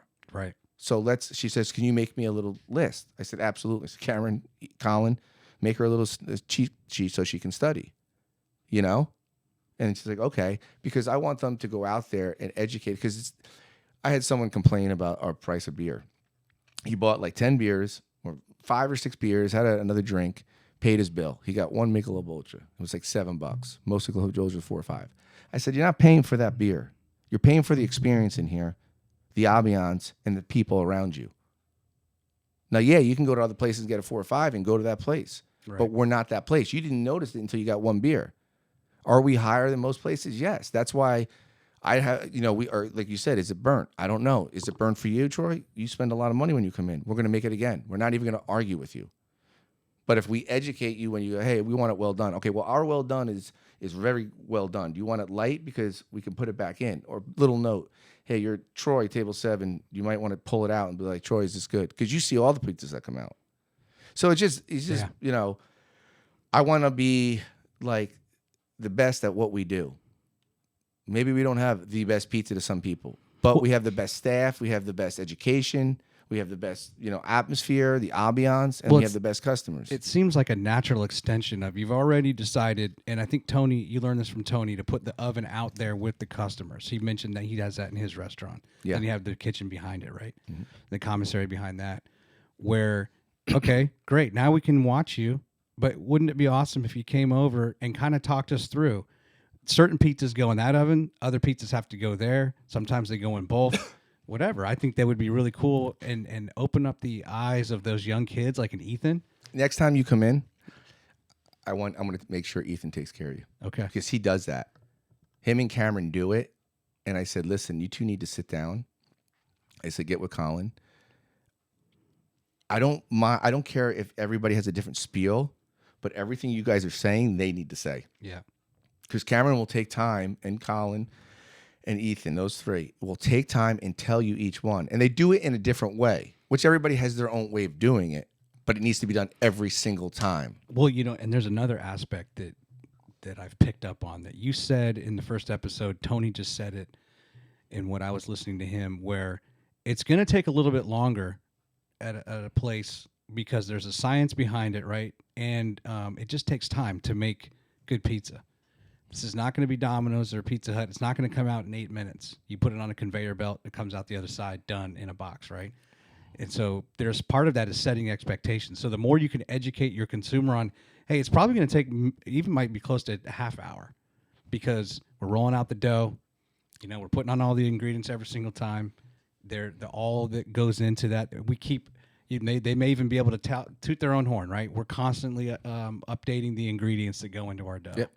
We are, and testing it, and because of that, then it costs a little bit more, and it might take a little bit more time, but you're going to come back, right? Because you're going to be satisfied, and you're going to have a clientele that doesn't want to wait, or you're going to have a clientele like your family. Not just saying you guys, but there's other families that appreciate it, that love it, that will drive an hour or wait 30 minutes, or you don't usually wait. You're like the mayor when you come in. Everybody knows you now.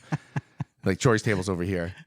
No, but we have, we're not going to open for Super Bowl. Yeah. We're open for Valentine's Day, but we're not doing pizza. We're not that place. It's the busiest day of the year for pizzerias, Super Bowl Sunday.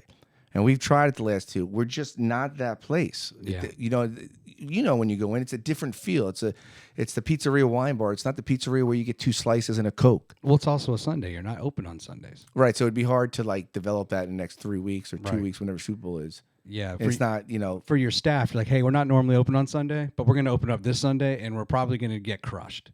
Yeah, or if we don't, then why? Everybody's sitting there going, what a waste of a day off. Right. And I value my days off. If I could, I'd close Sunday, Monday, Tuesday. I really would. Super Bowl, they really should move it to a Monday and make it a national holiday. I don't know why they don't. Because, the next day, you might as well just stay home. Right? Yeah, kids are not going to school. You know what I mean? Come on. We should rethink this. Yeah, exactly.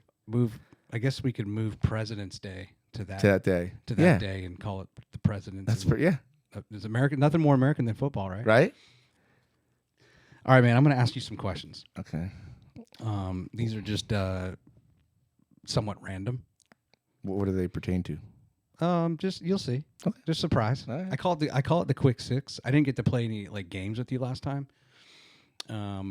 And I don't even remember if I was prepared to play any games. I'm going to save you from Name That Tune. We're not going to do Name That Tune. Yeah, I couldn't name my own tune. I wasn't sure what to pick. Yeah, I'd probably get everyone wrong. I'd bring my girlfriend on. I'll bring her on. She's good with music. It would have been Van Halen. I know Journey. Journey. I like Journey. Okay. I'm an 80s guy. I can't stop thinking about Journey and the way that Sopranos ended Oh, on that song, right? Okay, so let me flip my page here. And all right, first question. Give me and some of these are just tell us a story. I want an embarrassing story from any part of your life. Is there a story that you retell when that topic kind of comes up? Anything embarrassing happened to you? Like, oh, let me tell you this time. Embarrassing. Just that you're not too embarrassed to retell. Oh, I'm not embarrassed to say anything. I mean, I just got to think of which one. You know. I can come back to it if you want. Yeah, let me think about that one. All right. Tell me one thing that you know you are better at than Tony Gemignani. Even though he has tremendous traits and you respect him 1,000%. My work ethic. Maybe because he's more natural, but my work ethic. I've been beaten down so much and I don't give up. My work ethic is from my mom. One thing my mom did great was like, don't feel sorry for you. My work ethic and never giving up. Like I said, I had a 17-year-old kid that works for me listen to my podcast and come up to me. She's like, that was amazing. You opened my eyes. That, just don't give up. I never give up on myself. Yeah. I get down on myself. I have doubts, but I believe in myself and I'm a hard ass worker. Like I'll outwork anybody. If you put 10 people that know me from the last 10 years, other than saying he's a crazy asshole, they'll say his work ethic. Everybody would say my work ethic. One thing, even though I interviewed you, I did go back. I've gone back and re-listened, of course, before I had to do editing. I listened to it about 40 times. Did you really? Yeah. I cried a couple of times with my daughter. Well, it's just like gratifying, Tony called me. It's therapeutic, probably. Tony called me and said, I didn't know you went through that. You didn't have to say that about me. I said, well, I want to be here. My mom called me and was like, why didn't you tell me? I didn't. She's like, her boyfriend was like, that was depressing until the end. I was like, well, that's I don't blame anybody, but so I had a lot of people reach out to me like, wow. I've been listening to different segments just over the past week getting ready for this. And one thing that really it hit me. It hit me when you said it the first time, and it really hit me was just you said the number of times you had a gun in your mouth. And that was like, I mean, that is real. I mean, and I tell the kids now that are working there, like Cameron's 26, Colin's 28. They're very polished. They came from great families. Cameron's 26 is an attorney. Collins has a degree in English or something. I said, listen, man, not everybody walking through here had that. I'm not saying you had it easy, but you gotta have the rearview mirrors off. You gotta look sides. Some of these people are hurting, and you know what? Maybe it's not your responsibility, but in this place, for me, it is. Yeah. You know what I mean? And I mean, I the only person that I praise for not doing that is God. There's nobody else that, other than Joey Farrow, because he was a friend there. But man, when you don't know what people are going through, that's why I say when people come in, we don't know if they're on the edge. I mean, I'm not giving the right for a customer to snap, but we don't know what's going on with people. I was all alone, no family here, and I was like, I mean, driving down a road and thinking, why not? What else? Yeah. That's why I want to. Off air, I want to talk to you about some things that I want to do, but I don't want to tell because I'm not looking for gratitude for it. Sure. But I want to reach out and start doing that kind of stuff because it's real. Yeah. It's in this day and age, it's even realer. Yeah. But it took a lot to tell you that, not knowing you and just going on a podcast, because my girlfriend did call me and she's like, man, you said a lot. And then she wasn't like mad. She's just like,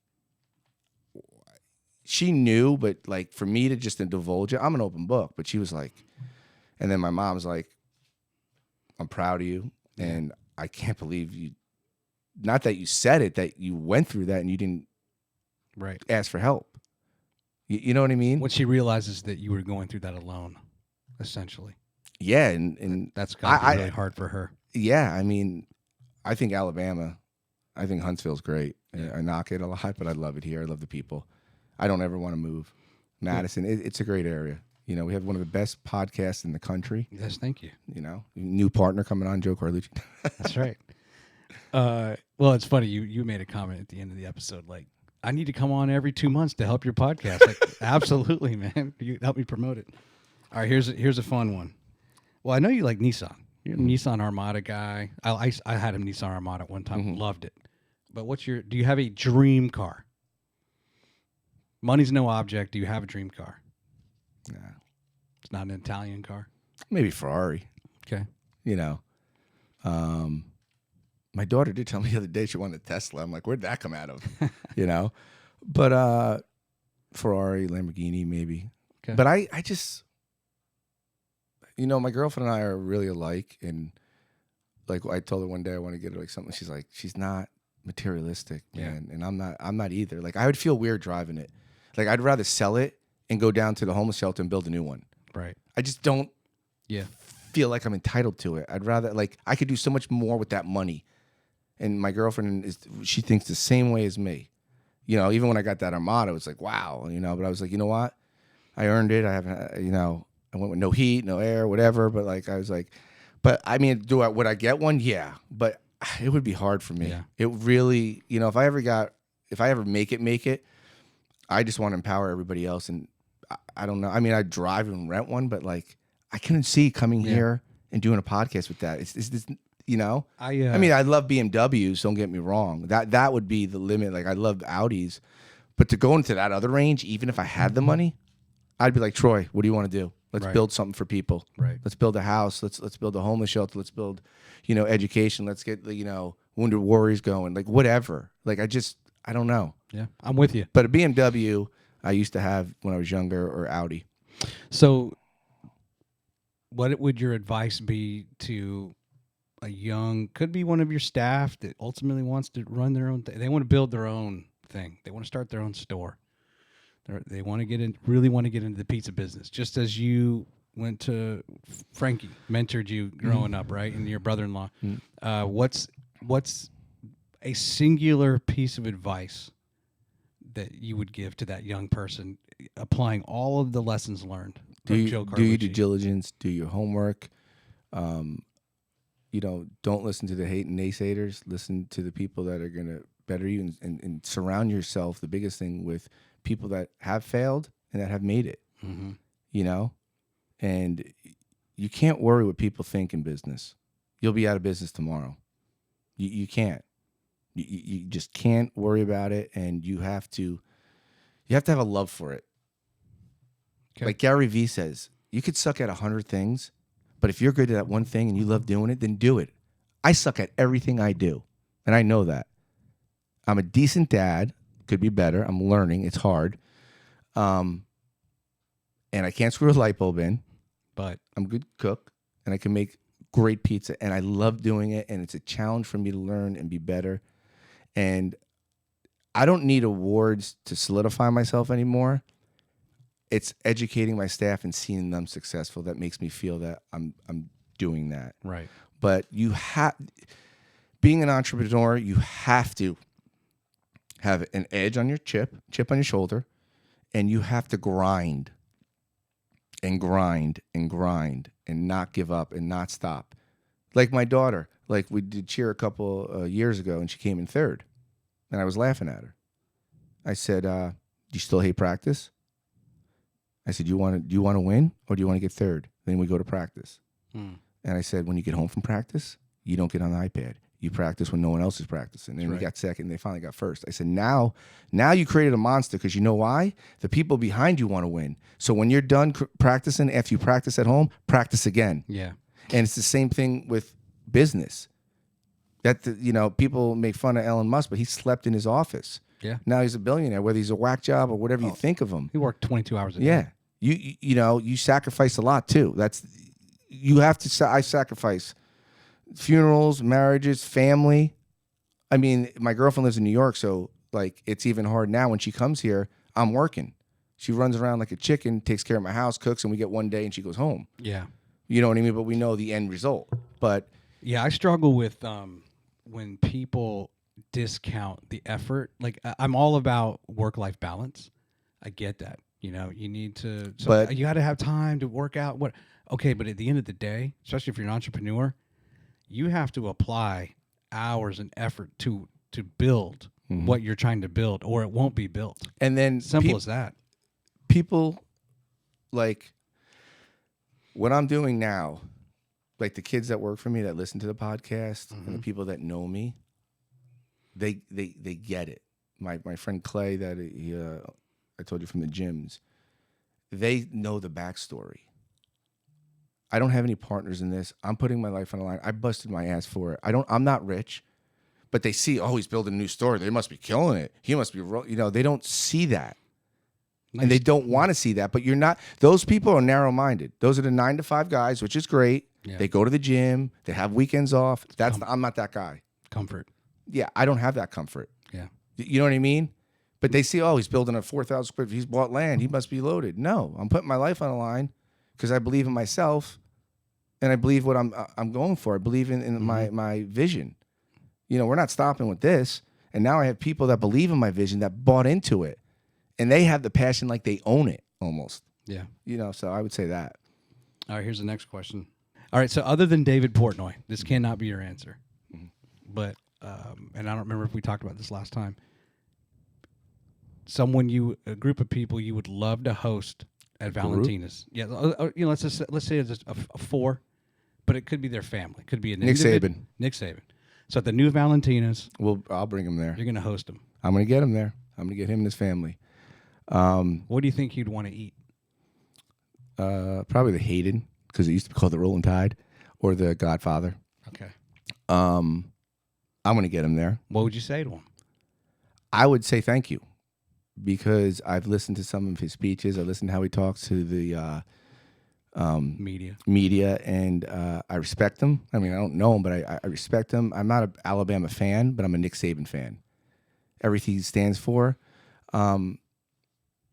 One thing I respect him a lot for is how he, when, in some of these programs, like you mess up, you're done. Yeah, in college football, you have to be perfect. Yeah, and that's not Nick Saban. No. He gives you a second chance. And, he was telling a story about a kid that messed up, and then he gave him a second chance, went on to the NFL, and now he's the CEO of a company. I'll send you the clip. But he don't give a shit what you think. He doesn't listen to the outsiders. And listening to those people like him when he talks motivates me more to, like, hey, that's who you are. And, you're not the only one doing it. And I'll invite you when he comes, because I respect that. At 70-something years old, he still has the fire. He doesn't listen to the naysayers, Yep. And then, he failed in NFL, came right back and crushed it, and not that my story is like, I'm Nick Saban, but I failed like 5 times, and people they want to see Alabama lose. They want to see Nick Saban lose. Right. People hate to see him win.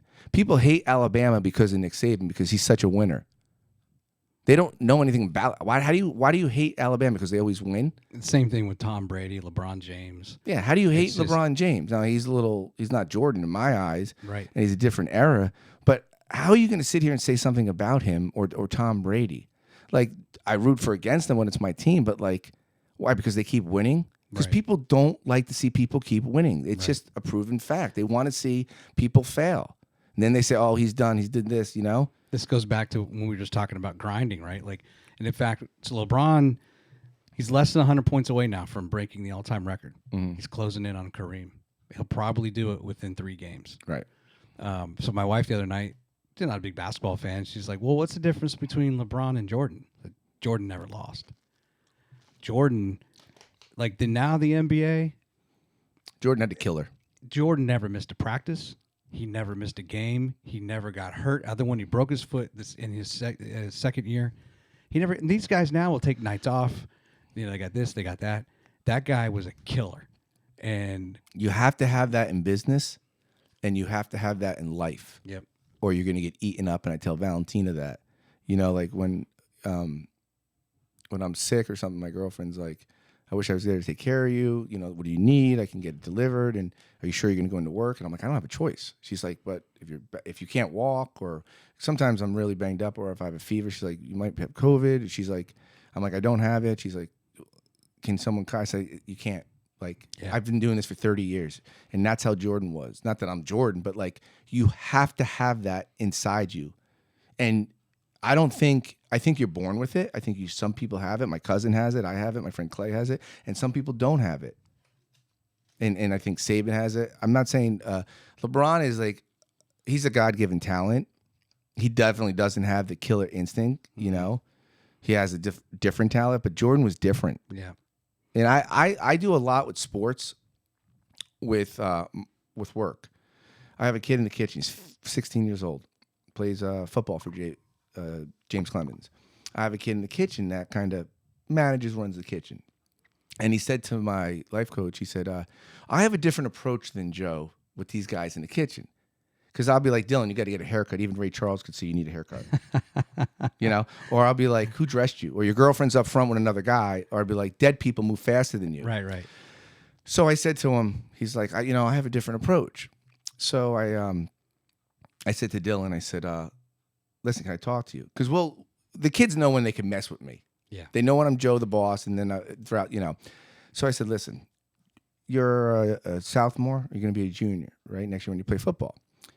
And tonight's Tuesday night, right? Yeah. I said, okay, so when you practice against the freshmen, you burn them. He goes, oh, yeah, all the time. I said, and on Friday night, you're going against the varsity, and you're a junior, and you get burned by the defensive back. This is Tuesday night. You're going against freshmen. We're slow. Friday night, you're going against Division I college, and you're getting your ass kicked because he's telling you did a good job. I don't pay you to do a good job or tell you thank you, but I'm going to because I appreciate you.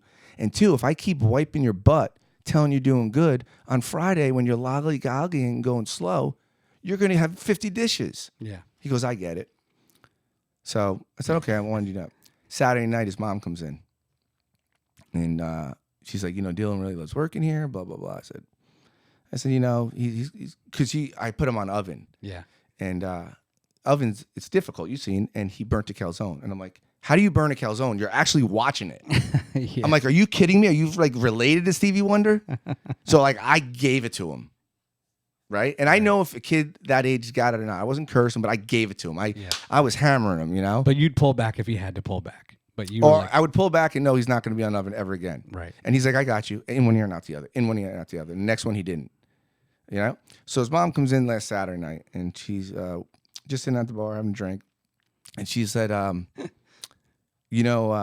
she's like, don't repeat this, but, Dylan came home from work, and he was like, I really respect Joe. He's like a second father to me.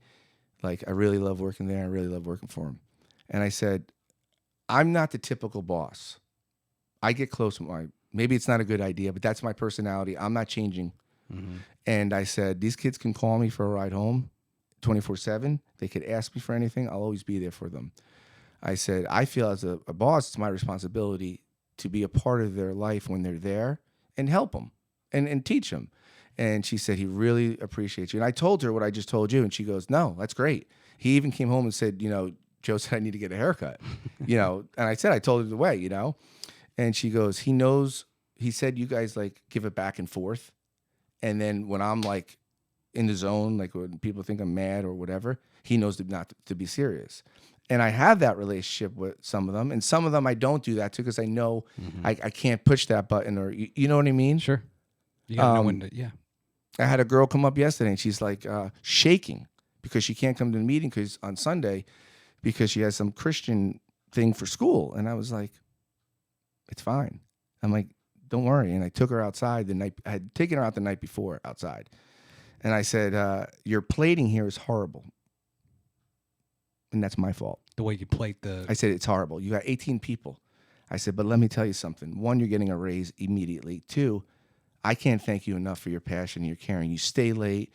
You bust your ass in here. You're 16 years old. And if half this place cared like you, I wouldn't go home worrying about everybody. And I thank you. And I'm sorry and I apologize that I have 18 people telling you how to plate meatballs, bruschetta. That's my fault. And I'm going to fix it for you because you're too good and you care too much. You would think this girl hit the lotto. And I just tell her the truth. Like, and my way of saying things is not very orthodox. Like the girl Lupe was like, people either get you or they don't. Like you either get my ADHD, I'm all over the place. But we're getting an authentic Joe no matter what. That's the thing. I'm authentic. Yeah. I'm not saying I'm right all the time. Right. And I think you attract some kids to it. Like he brought in like 3 kids to work, and I'm like, the football team. I'm like, where you going? I'm like, you didn't even get an interview. Who said you got a job? I'm like, you can't walk and chew gum. You guys were horrible last year in football. You think I'm going to hire you? Oh, you know what? I think I was there the day. Yeah, they all came in. I was like, Yeah. So then they go up front for an hour, and I said to the girl, either they're hitting on you for your number, or they need to go to a different school because they don't know how to fill out an application. I talk to them like that, but they know I'm real. I'm not saying you suck, you're an ass, Yeah. And I want them to like want to. And he brought like 4 people in, and I said, listen, Dylan, the problem is we'll hire these guys, but we need non-sports people because when football starts, we're going to lose them all. Right. And they have fun working there. I'll order Champies or.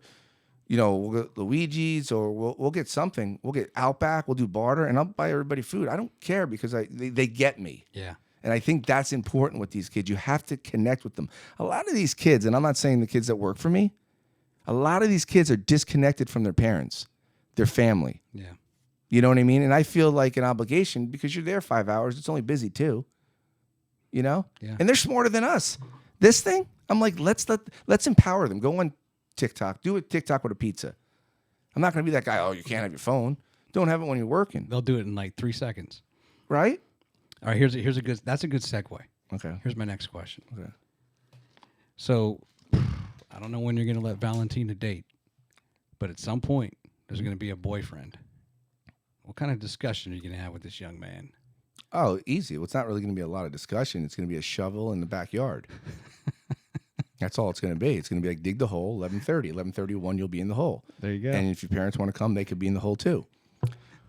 But honestly, seriously, I like that answer. I have a lot of friends. I have a friend in California. He's a great guy. He's like a big teddy bear. His approach is a little different, but like his name's Glenn Sabowski, and he's just great. And he'd be like, oh, he's very open with his daughter about sex, and she could come home and talk to him. And he's like, okay, tell me, did you like what happened? Did you wear protection? My approach is the way I treat my daughter, the way I treat my girlfriend, the way I treat my daughter's mother, with respect and knowing that you are on a different level. You are someone that you should respect yourself, respect your body. My daughter loves God. If she was here right now and you asked her who her best friend is, she would say God. I'd put $1 billion on it first. She knows she has a worth. And I do worry a little about the, what's like, when you get like kids together, they, I'm so bad talking. Like peer pressure. Oh, right. Okay. I don't know how she'd be under that with kids, but my daughter's not going to do anything bad. I don't think so, but you never know. But, my daughter has only met 2 other women in 10 years of her life, of me, in that house. 2 girlfriends. Right. So I'm not someone that sleeps around, or since I have a daughter, whatever, I'm close with her mother, her stepfather. So I want her to take all that. So when someone wants to date her, her standard is high. Yeah. And I could pound it in her head and I could say it every day, or I could shut my mouth and do it in action. Mm-hmm. And love the Lord and let her know that, to tell the guy, hey, if you don't love the Lord or, whatever, then you're cut already. I don't care who you are. Yeah. You know what I mean? And trust in him and trust in yourself. I don't want to be that dad, and I might be probably, that is going to say, scare the hell out of the guy. But I mean, I'm Italian from New York. I might, but I want her to be in control of that and have enough backbone and confidence.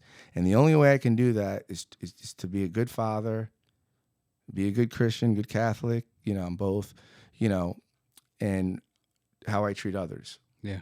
And my daughter teaches me that every day too. But she's 10, so in a couple of years that might change because it's going fast. Yeah. That's awesome, man. Thanks for sharing that. Yeah, that's what I believe. All right, now we're back to the embarrassing story. Have you thought of one? Tripped over a curb when you went on a date? You No.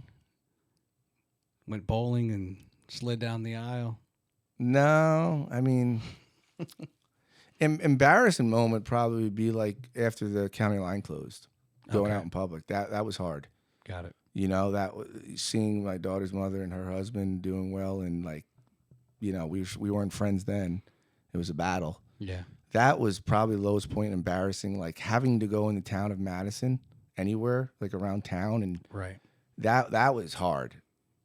That's harder than like not knowing how to failing a test in school or going to the bus stop after state troopers were at your house for 3 hours and the kids staring at you, Yeah.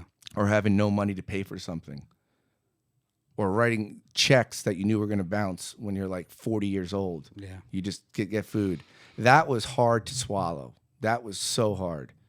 But it made me stronger now where I can give a shit. Not that because I'm being not because I'm successful, just because it molded me in, and you know, it's hard. It was very embarrassing. Like, you know, people thought things that like I embezzled money or I took money because the way we closed so abruptly, and it was like, oh, we're redoing the store, and then we never opened. There was a stigma for years around me. Yeah. It's taken me a long time to get back to being maybe respectable. So I think that one was the most. And then, you know, being embarrassed around my daughter. I mean, she wasn't, you know, or my family, like, because all they know is me failing. This is like a newfound thing. They're like, when's he going to fail? When's the ball going to drop? Yeah. You know? So, I mean, that's at least my, you know, that's that Nick Saban, like, you know, yeah, Alabama didn't win it this year, but we're going to win it next year. So that's like, I would say that would be one of them. Not that I have a couple, you know what I mean? Yeah. What's the projection on opening day of the new place? You said you may not go full capacity. Well, they're saying April 1st it's going to be done. I don't know about that, but we also have to get annexed, and you know, finances are going to be tough because I've changed everything in there. So every time you change, you got to come by next week and do a walkthrough. Okay. I'd say midsummer. Okay. I think my sister might come down. She's a teacher and work for the summer. My mom just got laid off. She got fired. I told her, I said, you're 72. What do you think's going to happen? From AT&T? Yeah. I like, how long do you think you're going to work for? I like, you don't need to work anymore. Like, you really don't. She got fired on the way here. When she got here with Valentina's mom in the car, they called her. Oh, wow. Yeah. I said, you're 72 years old. But my mom feels like she's 50. She looks like she's 50. She likes to work, you know. Mm-hmm. So I was like, what do you expect? They want young blood in there. But I would say July. Okay. I mean, I'm hoping if it's open before, then I'll make the pitch for Saban. And I told you off air. Yeah. I know it's going to work. I can pretty much put in guarantee that I'll get him here. So then, let me look at my phone real quick. You're fine. I don't know if I'm wasting your time. No, you're not wasting my time at all. I just want to make sure no one from work is trying to, like, you know, hit me up. Nope. Good. What's the plan for the Portnoy mural and the current mural? You know, we're about 60% above last year's sales the last month and even last night. And I'm at the point where I don't even want them at this location because I don't think we can handle it. You don't want I don't want Portnoy to come right now. You want to wait. So I am in touch with the artist. He's going to do a mural of Valentina inside. He's in California, right? Yeah. Okay. We're talking already about ideas. But if I did a mural on the back wall, like coming from Bucky's, it's probably going to be a Portnoy, just Portnoy. But at this point, I mean, he was in Nashville 2 weeks ago. I texted you. Yeah, I think I did. You right? did, yeah. And, you know, we're just out of the way. I have to put my thinking cap on and, you know, really, I hope Alabama plays Michigan in the NCAA tournament. Oh, basketball? I'll get him here if they play. Yeah. I know I will because of what I told you. But we're doing so well. Well, where will the tournament game be, though? It's not about the game. It's about the bet. Oh, the bet, right. Remember I got you. I said, yeah, that's right. But let me ask you this. Mm-hmm. You're from Alabama. For 1 year. Okay. The year that you've been here. Yeah. If I were to tell you, or if I were to ask you in the next year, what would be bigger to get to my restaurant and focused on, if it was Nick Saban or Dave Portnoy, who would you think? Well, I would say bigger. Portnoy is going to be you got like a very, very small window of opportunity. Where I feel like Nick Saban, because you're in Alabama, you might have The opportunity? I think the stars really have to align for Portnoy. He just has to be in Alabama. He He has knows about us, but it's not worth his time because there's nothing out here, over here, in this direction. I think Saban's more the kind of guy that would be like, it's like a way of giving back. Oh, there's this business here. They speak highly of me. They have this mural. I want to come. I want to dine. If Portnoy comes, he might judge the pizza and he's gone, right? Because he's on an agenda. The presence of Nick Saban is I would think is much higher. Oh, just like when I was on. Are you asking like the impact? Yeah. Yeah. So I was thinking probability. You have a higher probability of getting Nick Saban. They're both going to come. They're both going to come one day, but higher probability you get Nick Saban for those reasons. But the impact, I think, is greater with Nick Saban. That's what I agree on. Because most people, as much as we all think that we all know who Dave Portnoy is, a lot of people don't. No, right? But everybody in the or the Barstool Sports, right? That's a demographic that's a smaller demographic, males 18 to whatever. Where Nick Saban is a huge demographic, and like you said, and he's nationally known. He's and love him or hate him. Yeah. He's on the halftime show of the national championship. National championship. And the guy next to him was like, "Oh, I think Georgia is really like the new standard." Yeah, did you see his eyes? Yeah. Nick Saban's like, "Get out of here." Yeah, like really. Like no, win something, buddy. But no, the impact is definitely Nick Saban. That's the bigger fish to land. And that is my focus right now. Would be the time to get him because it's off season. Yeah, you can't get into like June or July. Then I have to wait a whole another year. Yeah. You know what I mean? So I have to make a decision in the next probably month or two, but we have so much going on. Or you wait till next year. I would rather do it in the new location. I'll still put a mural over there of him just because. That's what I'm saying. You might have more time to get settled. Because we can't handle what we have now. Right. Like you've seen on a Wednesday night. What's the point of bringing him in when it's the winter and people are lining up to get in and you can't get in and then he's in there and it's 30 people, where the other one you could seat 60 people, and actually do something, What might happen for you and one way to possibly help, because I know some people who know them, but you tie it in, like, so for example, Tommy Tuberville, the other senator from Alabama, we have Katie Britt now, right, who replaced Richard Shelby. Okay. She's brand new, youngest female senator, and so she's going to be at some point coming to Huntsville to speak. So what Tommy Tuberville does, it's coming up in 2 weeks. He does a Washington update. It's through the Chamber of Commerce, and they sell tables, and you come and listen to him speak about what's going on in Washington. And where does that money go? To the chamber, and that they Chamber of Commerce. Chamber of Commerce from the Madison Huntsville Chamber of Commerce. It'll be at the Von Braun, and they get that money. I'm not exactly sure what they do with the money, but companies can buy tables and all that, and they do whatever they do with it, and they do a lot of events. So I would think Nick Saban, Tommy Tuberville's doing it. He used to be the coach at Auburn. Well, now you've got somebody like Katie Britt's eventually probably going to do her own kind of thing. So what we need to do, what needs to happen is you package Nick Saban, Katie Britt, Dale Strong, who's a new congressman, maybe somebody else, and they're speaking at some big fundraiser. And then Valentina's. And then you tag along as far as where they're going to eat dinner or some of the tour. Or we just do the fundraiser at Valentina's, do a live podcast from you there. That's true. And have them there. That's right.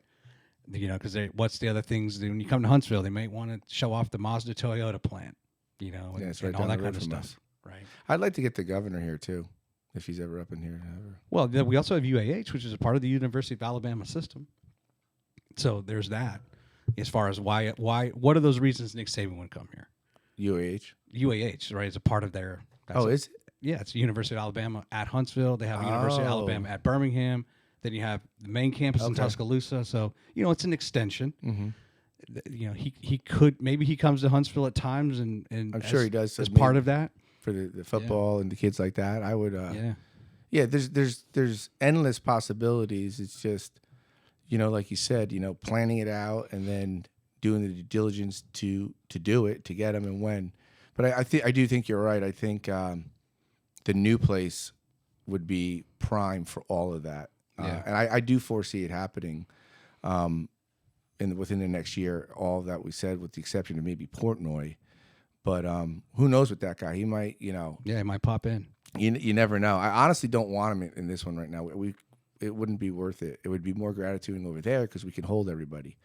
But if you got like a 20-foot mural of Nick Saban and him on a wall, yeah, I think it's a pretty good chance at least Portnoy would. Dude, that artist did a really good job with his second version of Portnoy. He's amazing. He's been we're gonna do murals inside. Oh, okay. We're gonna have some South Korea, where my daughter's grandmother's from. We're gonna have some pictures of Sicily. He's gonna spray paint in the inside. So the look in the inside will be more of a rustic look. Okay. Kind of like what we have, but it's going to be half brick, and then it's going to have bourbon wood, like kind of like that, but like no paint. And then you'll have the whole bourbon room bricked. Okay. And it'll have like 2 little TVs inside, and then the bar is half bricked, and then it still have that home feel. Bro, I have 11 TVs in here. You looked around? Yeah, well, it's supposed to be 11. You do have a lot of TVs. Well, we're only going to have 2, but you get me. You know what I mean? Joe, man, it's been a pleasure having you. I love coming on anytime you want to have me on. Episode Maybe 50, 75 man. Or 100 or 150. So you weren't nervous, but you got any questions for me or any observations, shout outs? Observations. I mean, you're blowing up. I don't think you realize it. Your studio is, from level 3 to level 20. Not that it was bad, but it's brighter. I mean, It's a different feel. I mean, this is your house, and I don't feel like I'm in your house. I feel very comfortable. Like, just like I text you before I came out. I was like, "What are we gonna, talk about?" And you're like, "Blah blah blah." I was like, "Okay." I wasn't nervous because you make it just a smooth transition when you're asking questions. You have a lot of, great insight. And I'll tell you one thing. I like doing podcasts. I wish there was some local people that did for restaurants. To change ideas, to tell them what we go through to relieve the stress, whether it's with customers, whether with vendors, whether it's with staff. I wish somebody would get one of those going. Mm-hmm. But you do a great job of, your due diligence, like bringing up some stuff that I said, asking questions. Like the fact that you asked me about my father, you really do your homework. Like I wasn't expecting that one. Not that I care, but I was like, you really like listened to what I was saying. Mm-hmm. And you're like, you never mentioned that. And was it my girl? Somebody had asked me about why. One other person was it. Like no one else said you never mentioned that, and you were the one. So I was like, man, he really does his homework. Because I listen to your podcast, I listen to mine over and over and over because it motivates me. Yeah, it motivates me. I let my daughter listen to it. So I think you don't realize what you're doing here in this town and how you're educating people about the people you have on. And I think it's something special. I appreciate it, man. You're going to be bigger than Joe Rogan. I've got something huge. I still can't talk about it. As soon as we hit stop, I'll tell you about it. That's material that I've been working on. And actually, you inspired me. Oh, boy. This is something and it actually was a month after. It was a month after I interviewed you. I was inspired to do something. I did it. I'm approved to do it. And then just a matter of have a plan. But with that plan, I don't want to release the information too soon. Oh, I got you. Right? Yeah. Because not that I'm worried anybody can replicate it. It is extremely involved. It's extremely complex and difficult. But it's gonna be awesome. If you're involved in it, I believe that. It's gonna be awesome. I think if you ever came to make a pizza, you would learn too fast. Yeah, I think you would master it real fast. I'd have a better chance at making pizzas than like playing the piano. Like there's certain things I have no talent for, like playing the piano. I can't do 2 things at once. And in fact, I'll challenge you later. Like there's a way you like take your foot, like stand on your left foot and like turn your right foot clockwise, and then try to draw with your finger the number 6. You can't do it. Can't do it. It's impossible. Like how do you even know that? I just tried it the other night. That's what I'm saying. Like it's just like, but people who play the piano or can do like drum, they probably can do it. I can't because I fixate on one or the other. That's why making pizza you'd be great at. We'll see you Friday night. All right, brother. All right. Hey, man. Again, all the best to you. I'll be there. You're my. I mean, Valentina's. I tell everybody I can tell to Oh, go. I know. I appreciate that. And I can't wait for. Oh, you know what? I do have something for you. I got a shirt for you. Let me. I'm wearing it. Oh, wow. So these are brand new. Nice. The logo's a little big, but you know what? Go big or go home. That's yours. And thank you. You're welcome. I'm excited. I love branding and the promotion side and creating a lot of swag and I'm wearing this when I go out to the store and people see it and then they Google it and then they start listening and someone else listens. That's how it works. You can take a pack. I'll give you a pack of stickers. Yeah, I'll put them whatever. at the bar. You know what I want to do? I had thought I want to get like a picture of you and I, even if it's like in action. Actually, I run a ad in the 256 Today, which is a online newspaper every week. I write the article. I put the picture. It'll be you and me. Episode 50. Yeah. They run it every Thursday when I put a new. But why did I mention that? Branding. Yeah. Oh, I want to do like something where I kind of frame it and give it to guests, in particular you, the episode 50, and put it in your restaurant. Oh yeah. You and me framed. You can be right next to Gordon. My logo. Yeah. Something like that. Gordon and Snoop. We'll put you in the middle. I will work on that. Okay. I thought about doing something like that, like every episode. I'm like, you know what? I don't know if I can do that every one, but like 50 makes sense. Yeah, the special ones. It's a 50, special 100, episode. 200. Yeah, I get it. So thank you for being 22 and 50. All right, thanks for having me. I appreciate it. Hope to see you for 100. Oh, yeah. All right, man. Have a good one. You too.